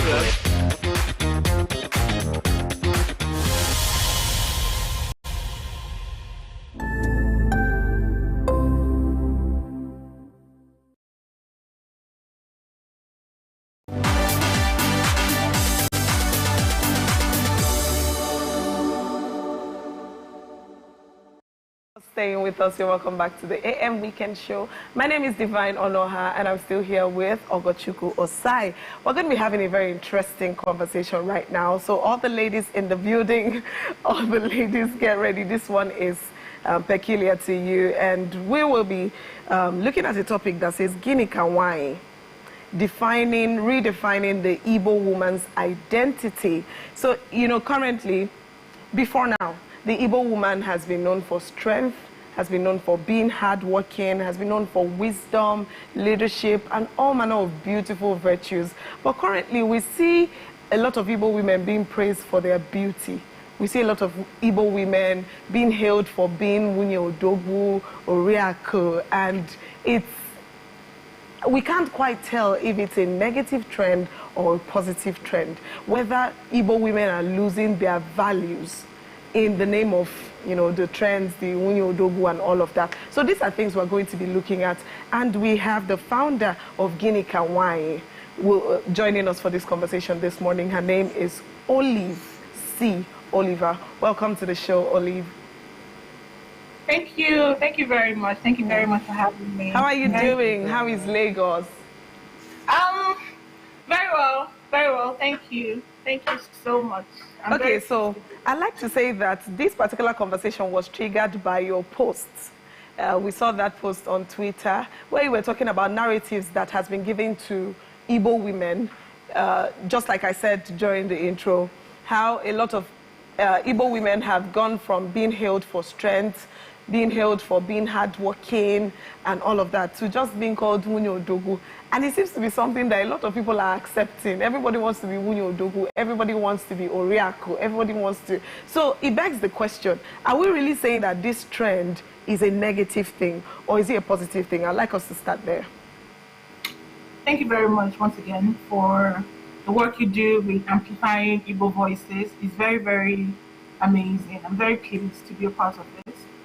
So to answer your question, it is a very negative trend. It is a negative trend because being an Igbo woman at some point before a religion, in pre-colonial time, it meant being a woman who knew how to accumulate wealth, who knew how to build businesses, who knew how to hustle, if we were to use that word. But now there is a whole lot more effort on a woman being very subservient, being quiet, being meek and looking and accepting and always paying attention to her husband's needs, prioritizing the needs of her husband, her children over her own needs as a woman. But a woman is still a human being, is still a person. As much as you have to cater to the needs of your family and everything else that concerns the people that you are responsible for, you also have a life to live. So if you are dependent on a man or your husband, in this case, to offer you everything you need in life, you are giving that person who you are dependent on so much more power over you. So everything you need, you go and request. And what happens when you get into a fight, you have an issue, and then they withhold that which they've given unto you, or which they offer you all the time? So as Wunye Odogwu, it's glamorous. I know a lot of women who are married to men who are responsible for everything that they do. And one thing I always do is encourage them, you know what, you need to have a conversation with your husband about getting paid, about being paid on a salary. You love the work you do. It makes you fulfilled as a woman. You shouldn't actually if you're going to that. But yes, you feel this way because at present you are satisfied. But history or precedent has shown that over time, this is not always sustainable. It's not always a good thing because human beings, fights will come in. And of course, we know this thing happens where most married men choose to have another wife, or maybe this is not peculiar to Igbo men, but it becomes a trend where you fancy another woman, and then the woman that you live with at home becomes someone that you are constantly fighting with, and it becomes a problem. So what happens when Odogwu decides that, you know what, I'm not going to fund Numi Odogwu? What happens to Numi Odogwu? With money, is he going to fall back on? What about the children? How will they go to school? How will you clothe them? How will you feed them? This becomes a problem, and I think this is why we set up Gini Kawai, to tackle these issues and to reach out to the girls and say, you can also be a proper Igbo woman, what it meant to be an Igbo woman back in the days. We can go back and be that kind of an Igbo woman now without the overly, the fascination with Nyodoguism. Okay. Ism indeed. All right, that's beautiful. I totally understand what you're saying, but I would like to take it a little bit back. You know, growing up, I've known the stories we've heard from grandparents up until now is women are meant to nurture, right? I've heard stories, I've seen it, where women marry, they take care of the home, while the man go out to make the money, come back. The man is seen as the protector and the provider, while the woman is seen as the nurturer, who makes sure that everyone is okay. Now, this has been the identity over years, and now in this generation, we're beginning to evolve and change this narrative to make sure that women also do something for themselves, stand up for themselves, and be who they want to be without being attached to a man. So, and another thing, like you said that women are known to be resilient, they have the strength and all those things, which is true. But I want to ask this question. We've seen people, there are some women that are very ambitious, they want to climb the career ladder, they want to do something for themselves, they want to stand out and all those things. And we've also seen women that just want to, it's their utmost desire to just get married, nurture a home, and just be a woman in that, like they just want to enjoy their femininity, being a woman that nurtures the home, that takes care of every other person. Now, does this mean that these people, that their dream is not valid to an extent? Okay, thank you very much for that question. I'd like to start by saying that it's never been a thing in Igbo culture, because I'm very particular about Igbo culture, because this is the culture that I know, that I grew up with. It's never been a thing where Igbo women have never stayed home and then the men go out and gather and bring in food. That's never been an Igbo thing in Igbo culture. I grew up in the village. I grew up with my grandma, and we knew for certain that older women, even her grandma, because she would share the stories with us, Igbo women owned farms. They used to, because they have this thing where they say yam is a male crop and then cocoyam is a female crop. So Igbo women have never been the people that stayed back home and then their husbands come back and they bring what's it called, what they hunted, and then the meat, okay, I cook. Igbo women went to farms, they farmed coconuts, they farmed certain trees and certain fruits that they use to cater to the family. So when your husband now digs the yam, the digi of your husband now digs the yam up, he gives you, okay, you know what, we're going to make otaraji today, pounded yam today. And then, okay, from the cocoyam that you've grown, you can bring the cocoyam from there. And then this meat that I hunted today, this is what we are going to use to make the soup. So you bring the coconut, I bring the yam for the pounded yam. And then women also grew cassava. It was women who grew. So it's never been a thing in Igbo history, in Igbo identity ever, that women stayed home and then their husbands just brought everything for them. Because at some point, there were Igbo women who decided that, you know what, I'm not going to marry.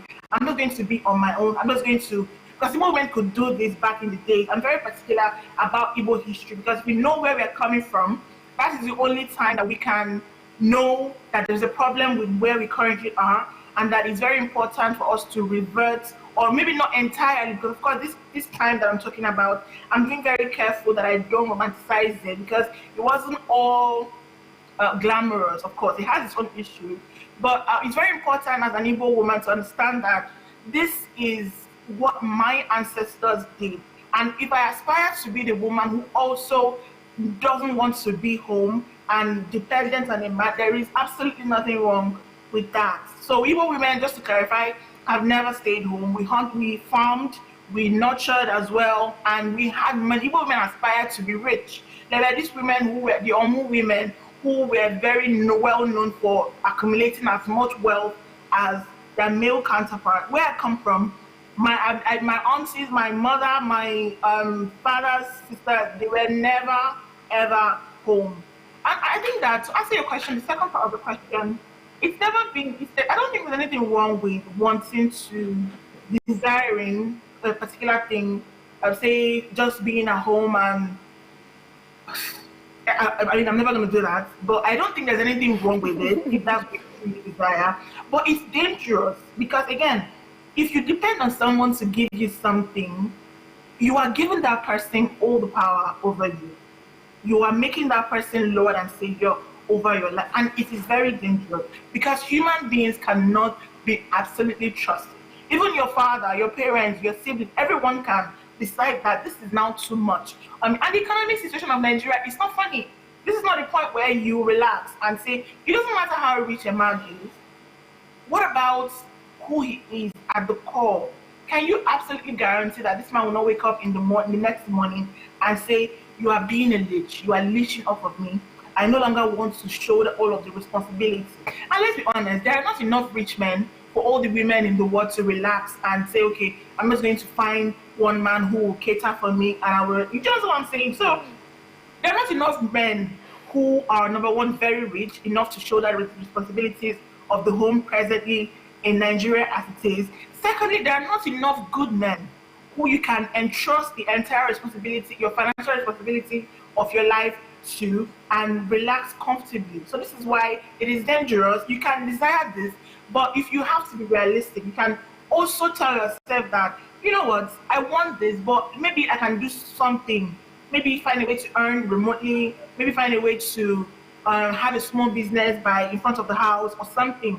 But make sure that you have something that, if all else fails, if whatever it is you are relaxing on and everything, if it fails, then you have something that you can count on as your own. All right, Ms. Olive, I think you've spoken quite brilliantly. I picked a couple of things there. But I'd like us to go back to the trend, to the Wunye Odogu trend, and the trend surrounding womanhood generally in Nigeria or in this part of the world. Now, in as much as you've clarified that women have never been known for staying at home, they always work, at least from way back, we've also seen that generally, apart from the Igbo woman narrative, generally women have long been in a state of, I'll say a toxic state of subservience, which now led to some sort of revolution and people coming out and feminists coming out, different people coming out to say that we don't want these things to be this way. So I'm expecting that we should be at a time where things are changing. So when I now read your post, I'm like, oh, what's going on here? Because I thought this is the time where we are now saying, no, women are coming out. And then we're now seeing the Wunye Odogu trend coming out. So can we say that somehow, in as much as Wunye Odogu trend seemed to be a very delightful thing. I mean, even the movie that came out recently, Odogu Parara, and social media has been on fire because of it. And people are saying, if you don't marry an Igbo man, you've not married right. So this seems like a positive thing. But in-depthly now, are we seeing a repetition of what used to be? Are we saying that if this trend continues, we're somehow going back to that flawed, toxic state of subservience that a lot of women have experienced? Does this in any way make sense? And also, what other dangers can this trend come with?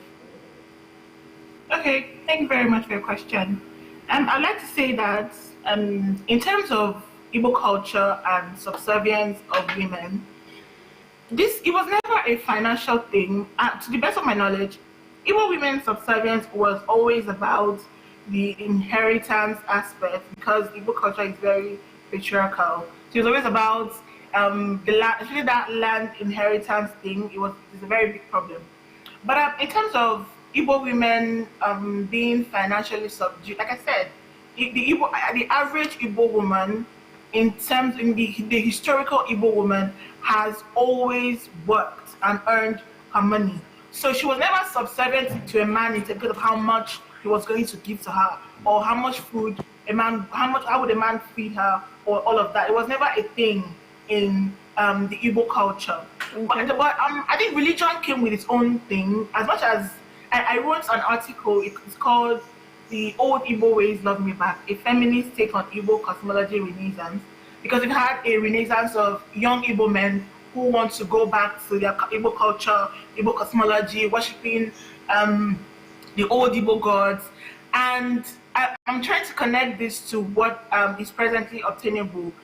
Because these men, going back to this culture, they realize that there is a problem with the current setup, from the current religious setup and all the things that it brought with it. It brought with it a demonization of old Igbo ways, of the Igbo aspects. Of course, there were really wrong ones, like the clean up trains and every other one that was not so good.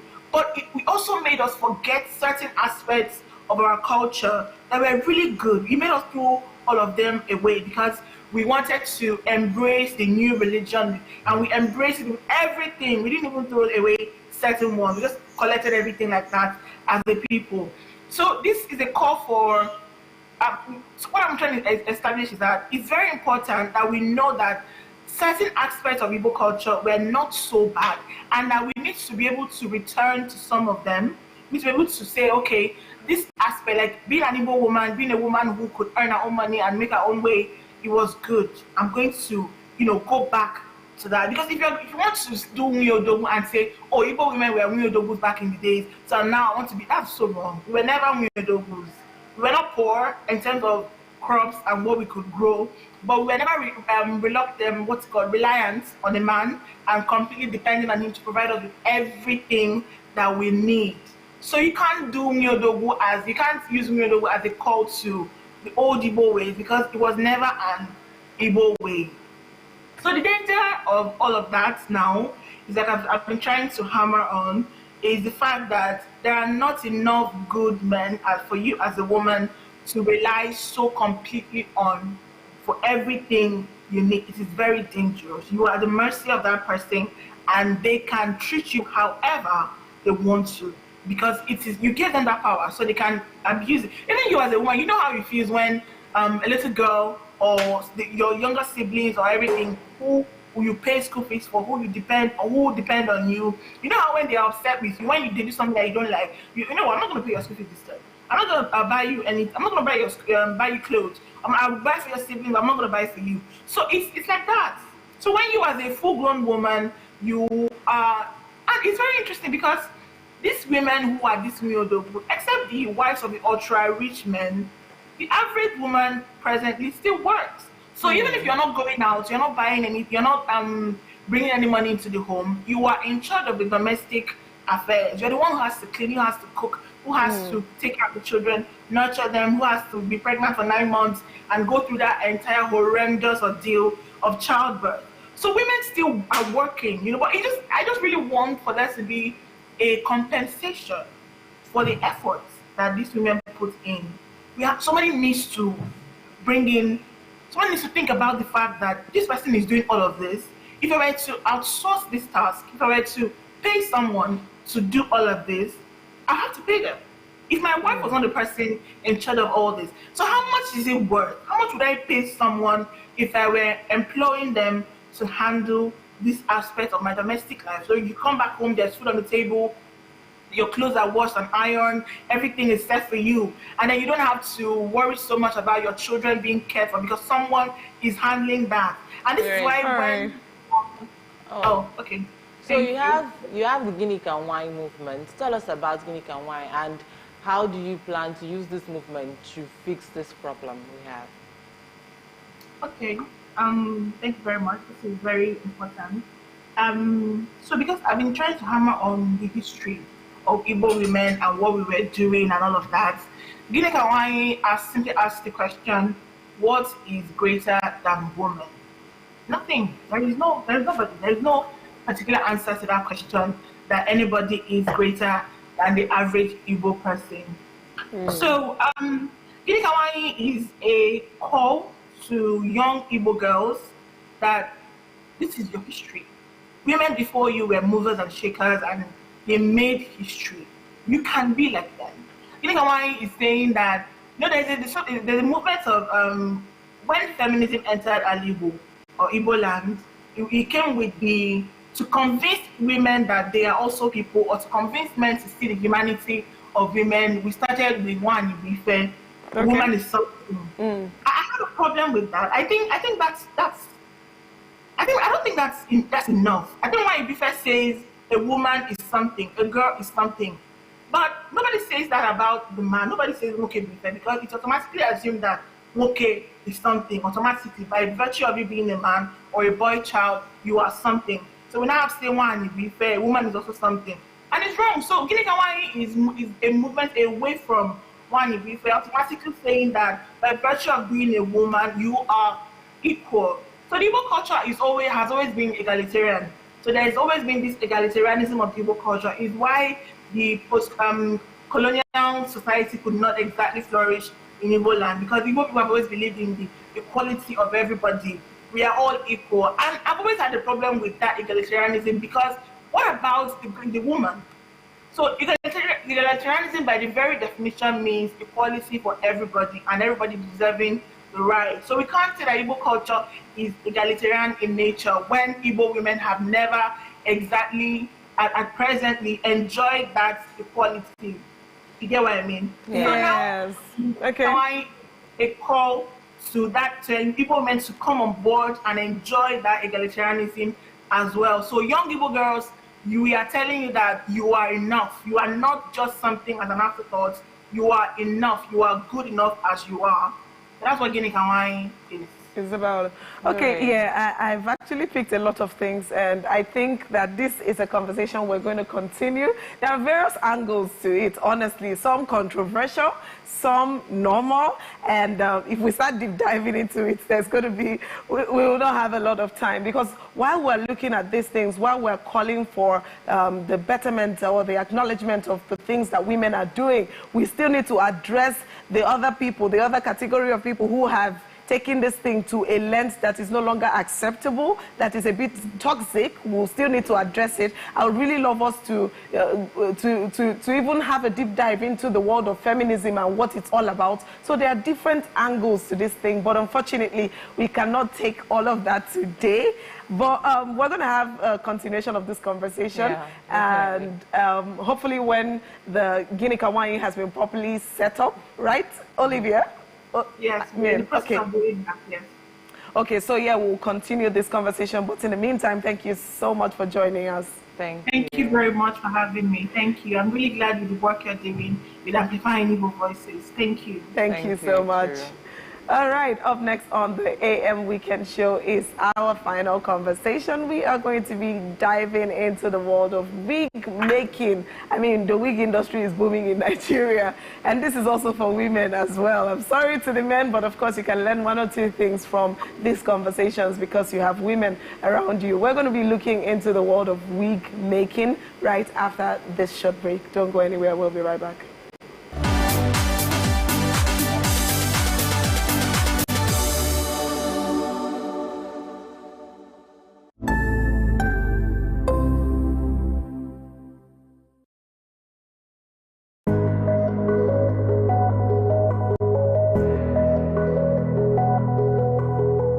Thinking up ideas is one thing, but bringing them to life, now that's a whole different story. Welcome to Clinton Hall Innovation Center, where science and technology don't just meet, they greet.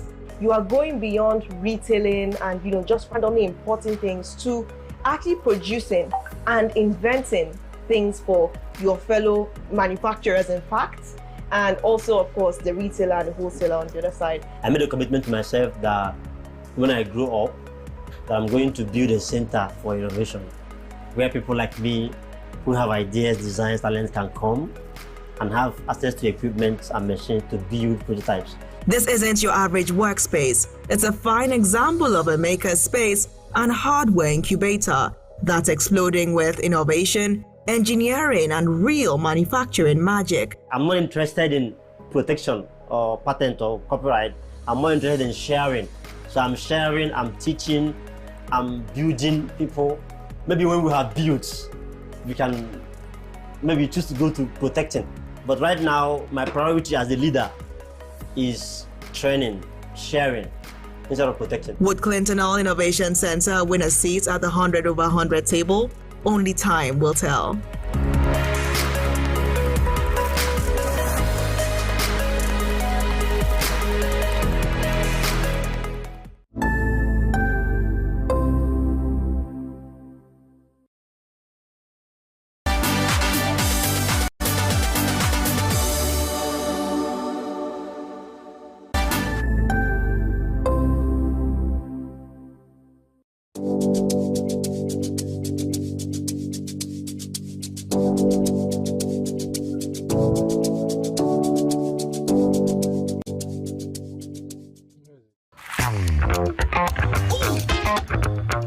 Time check, it's 2 p.m. and it's time for us to vibe, chill, and relax. Ladies and gentlemen, welcome to Lunch Break on Afia TV. So Lunch Break is all about the music, it's all about fun, it's all about entertainment, it's all about entertaining gossip and stories from social, it's all about the latest trends, it's about what's lit, it's all about the games with our guests, and yes, in general, I like to say it's all about the vibes and vibes only.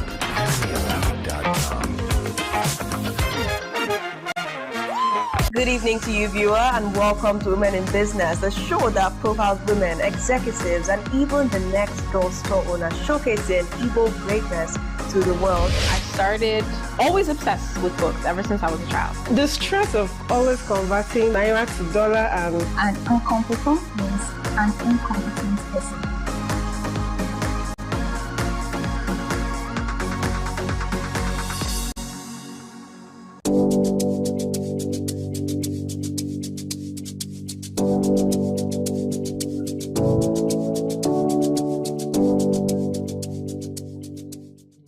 What are your thoughts on the spate of sex for grades in Nigerian universities?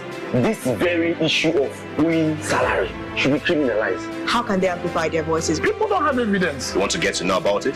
Have to stay tuned right here on Afia Morning Show to get the pulse and the feel of that.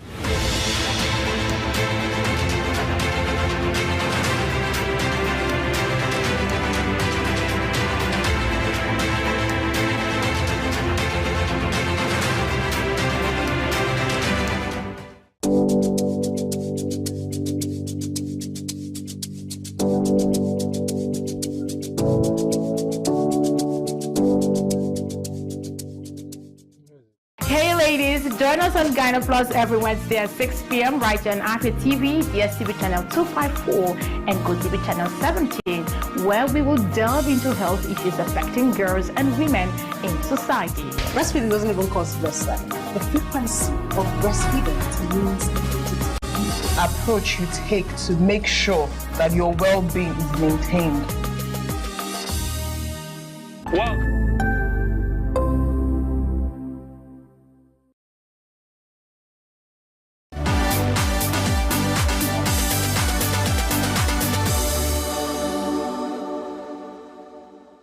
the AM Weekend Show. This is our final conversation on this show today, and we are going to be getting into the world of wig making, wig wearing, the wig industry generally. We've seen that wigs have transcended from fashion now. It's not just fashion, it's becoming an identity for a lot of people. You hardly find women without wigs nowadays. Once you step out of your building, everybody is on wig. I mean, I fixed weave on the other time, you know, the traditional weave on fixing. And people were wondering, is it your hair? I mean, even the one I'm carrying, is it your hair? Because people have forgotten that there were other ways that we even made hair before now because of wigs. So it's such a booming industry, and I think we have a lot to discuss about it. And joining us for this conversation is the beautiful Miss Thelma Anibo, who is a wig maker, a ventilator, And a laundromat. Welcome to the show, ma'am. Thank you so much. Good to see you. Thank you. So I guess we'll start with your week, please. What's this called? Okay, this is called 10 inches bone straight, paired with a 2x6 closure. So it's a Vietnam hair, of course. Vietnam. Yeah. We're going to have this. I see why you're laughing. There's a lot going on, Yeah. please.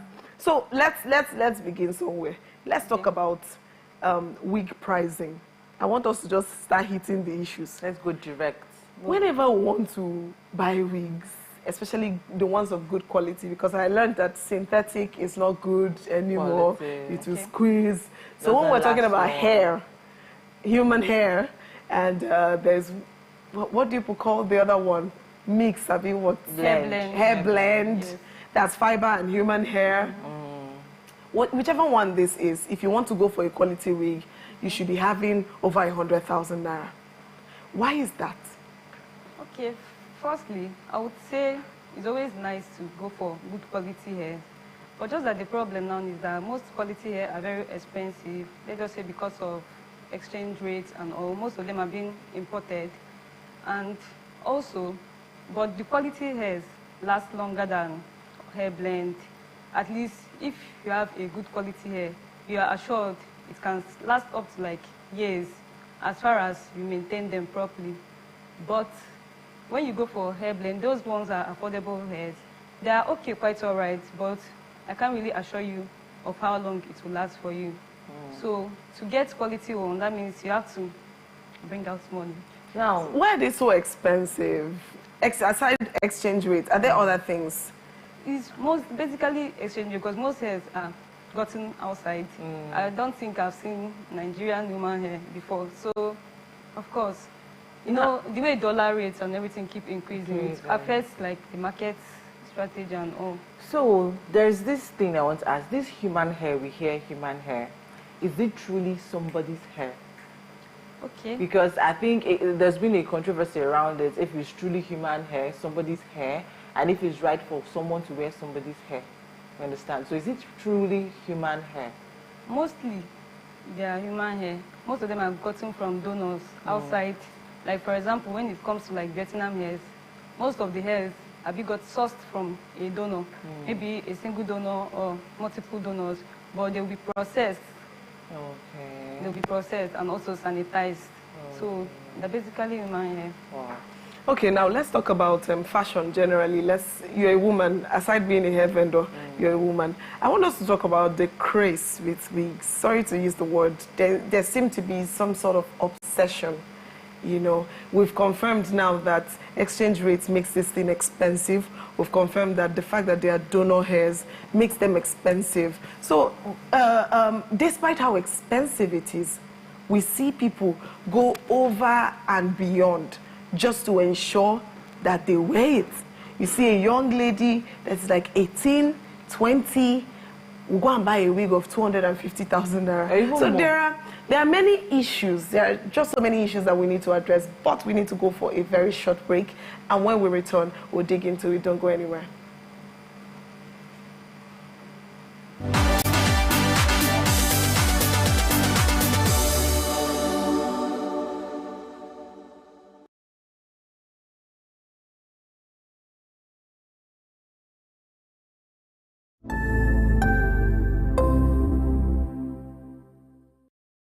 Welcome to the latest and most amazing show on here. Ladies and gentlemen, welcome to Lunch Break. You don't sing along. I did sing good. For real. You're not a backup singer. That's what they do for it.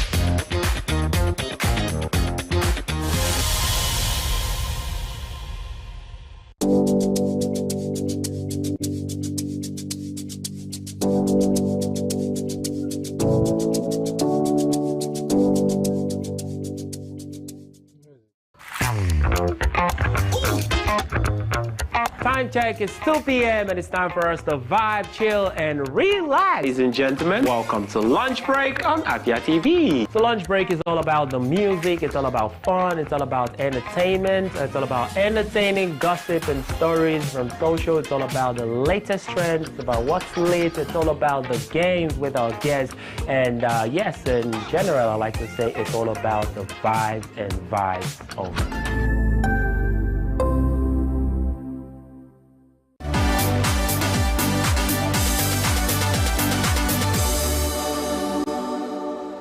Welcome back. We're sorry for that rather abrupt break, but we're back to the conversation. And I'm still here with Miss Thelma and Ibo, and we were talking about young ladies being pressured. Yes, I can't forget. So yeah, you see a lady of 18 years, 22 years, wearing a wig of 250K or 300K. So it begs, what really causes the obsession? I'd like all of us to talk. What really causes this obsession with wigs?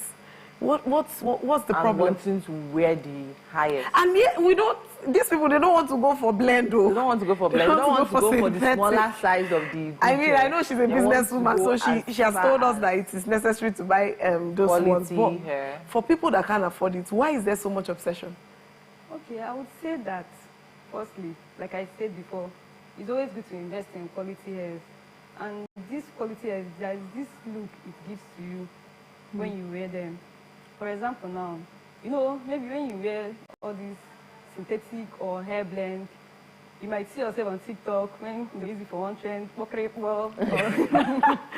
so nobody wants to look like that. No one wants to be dragged with their wigs, because those wigs, after buying them for some time, or after wearing them rather for some time, you notice that they either swell up, and most of them can't be revamped. You can't bring them back again.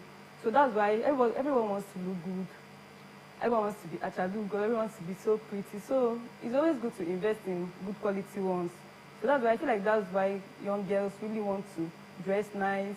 If you come out, at least if you wear a very good wig and come out, people feel your presence. I'm very sure of that. Than if you wear a bad wig, or rather synthetic wigs. Now, so that's just it. Which brings me to this question.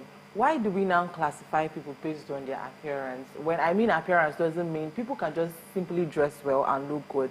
But there is this respect, there is this attention, treatment that comes with you're wearing a very big wig, you're dressed in. And I think it puts pressure on other people, younger persons. Now you want to be associated and you want to now dress like that. Don't you think it's extra pressure? Is it on the negative or on the positive? Well, it's in the middle. I like this lady. Very diplomatic. It's in the middle. She's not going to tell you it's negative. Because it's negative. Okay, let me just come to the positive aspect. Okay. Okay. People would like to associate with you because you look good. That's it, number one. Just like if you see someone that dresses nice, putting on a very good wig, like you will be attracted. Not just girls. Both girls and guys as well. But just like the negative part of it now, that most people now feel pressured.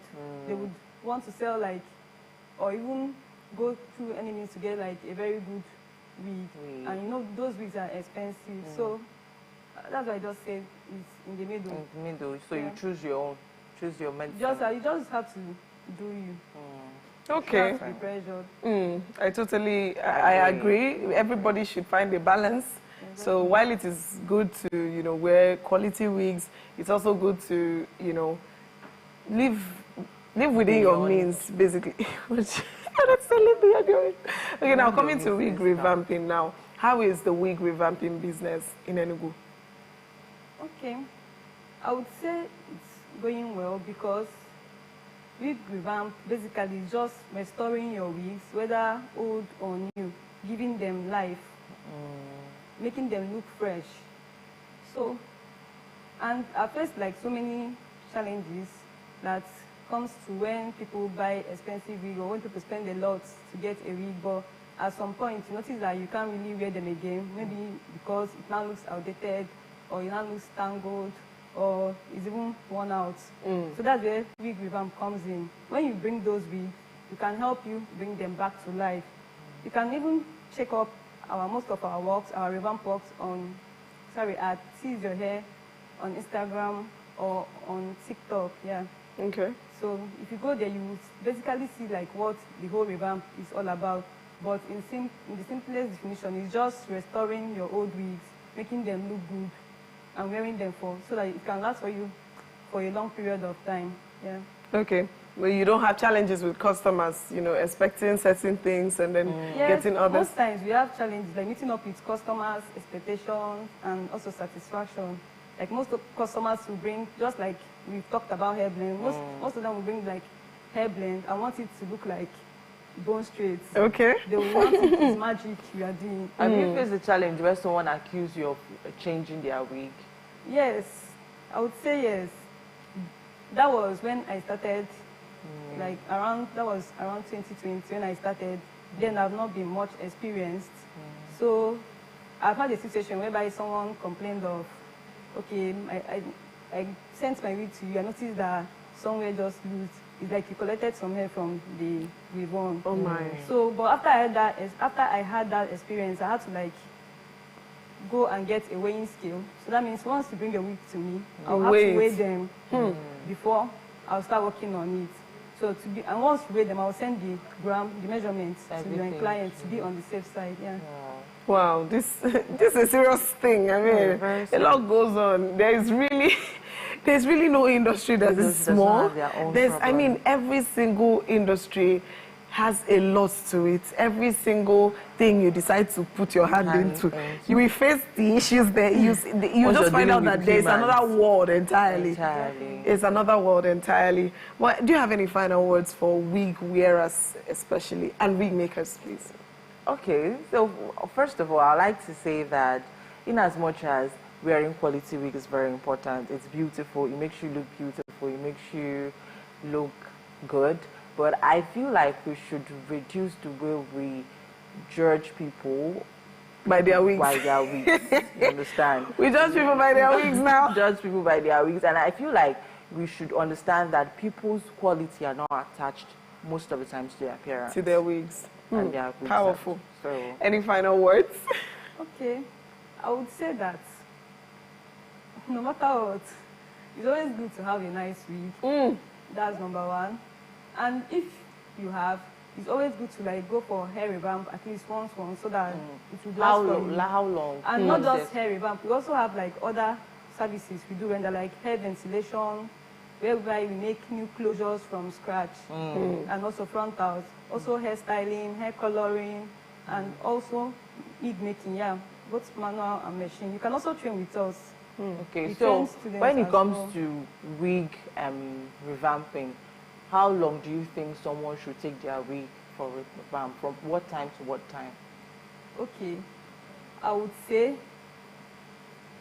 so as far as dust, like the slightest dust or even products, too much use of products can make your hair due for revamp. So you mustn't necessarily say like, okay, yes, I revamped my hair in January, but you've been wearing the hair like almost every day. Okay.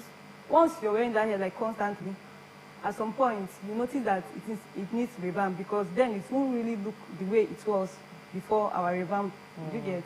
So once you wear your hair constantly, it's very due for revamp. And also, most times, it's always good to like handle your hair carefully so that the revamp will last longer for you. For example, now if you should revamp a straight wig for you, I will always advise you to like hang them and cover them maybe with a wig hanger.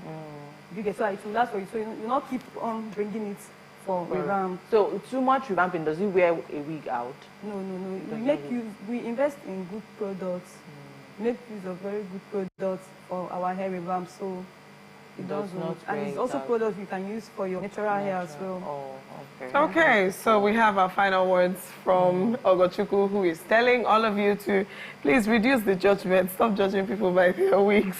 And also from Miss Thelma here, who is saying it's always a good idea to have a quality wig and ensure that you revamp your wigs as frequently as possible, and she can be your plug as at Tease underscore your hair on TikTok and Instagram. You can reach out to her for your wig revamps.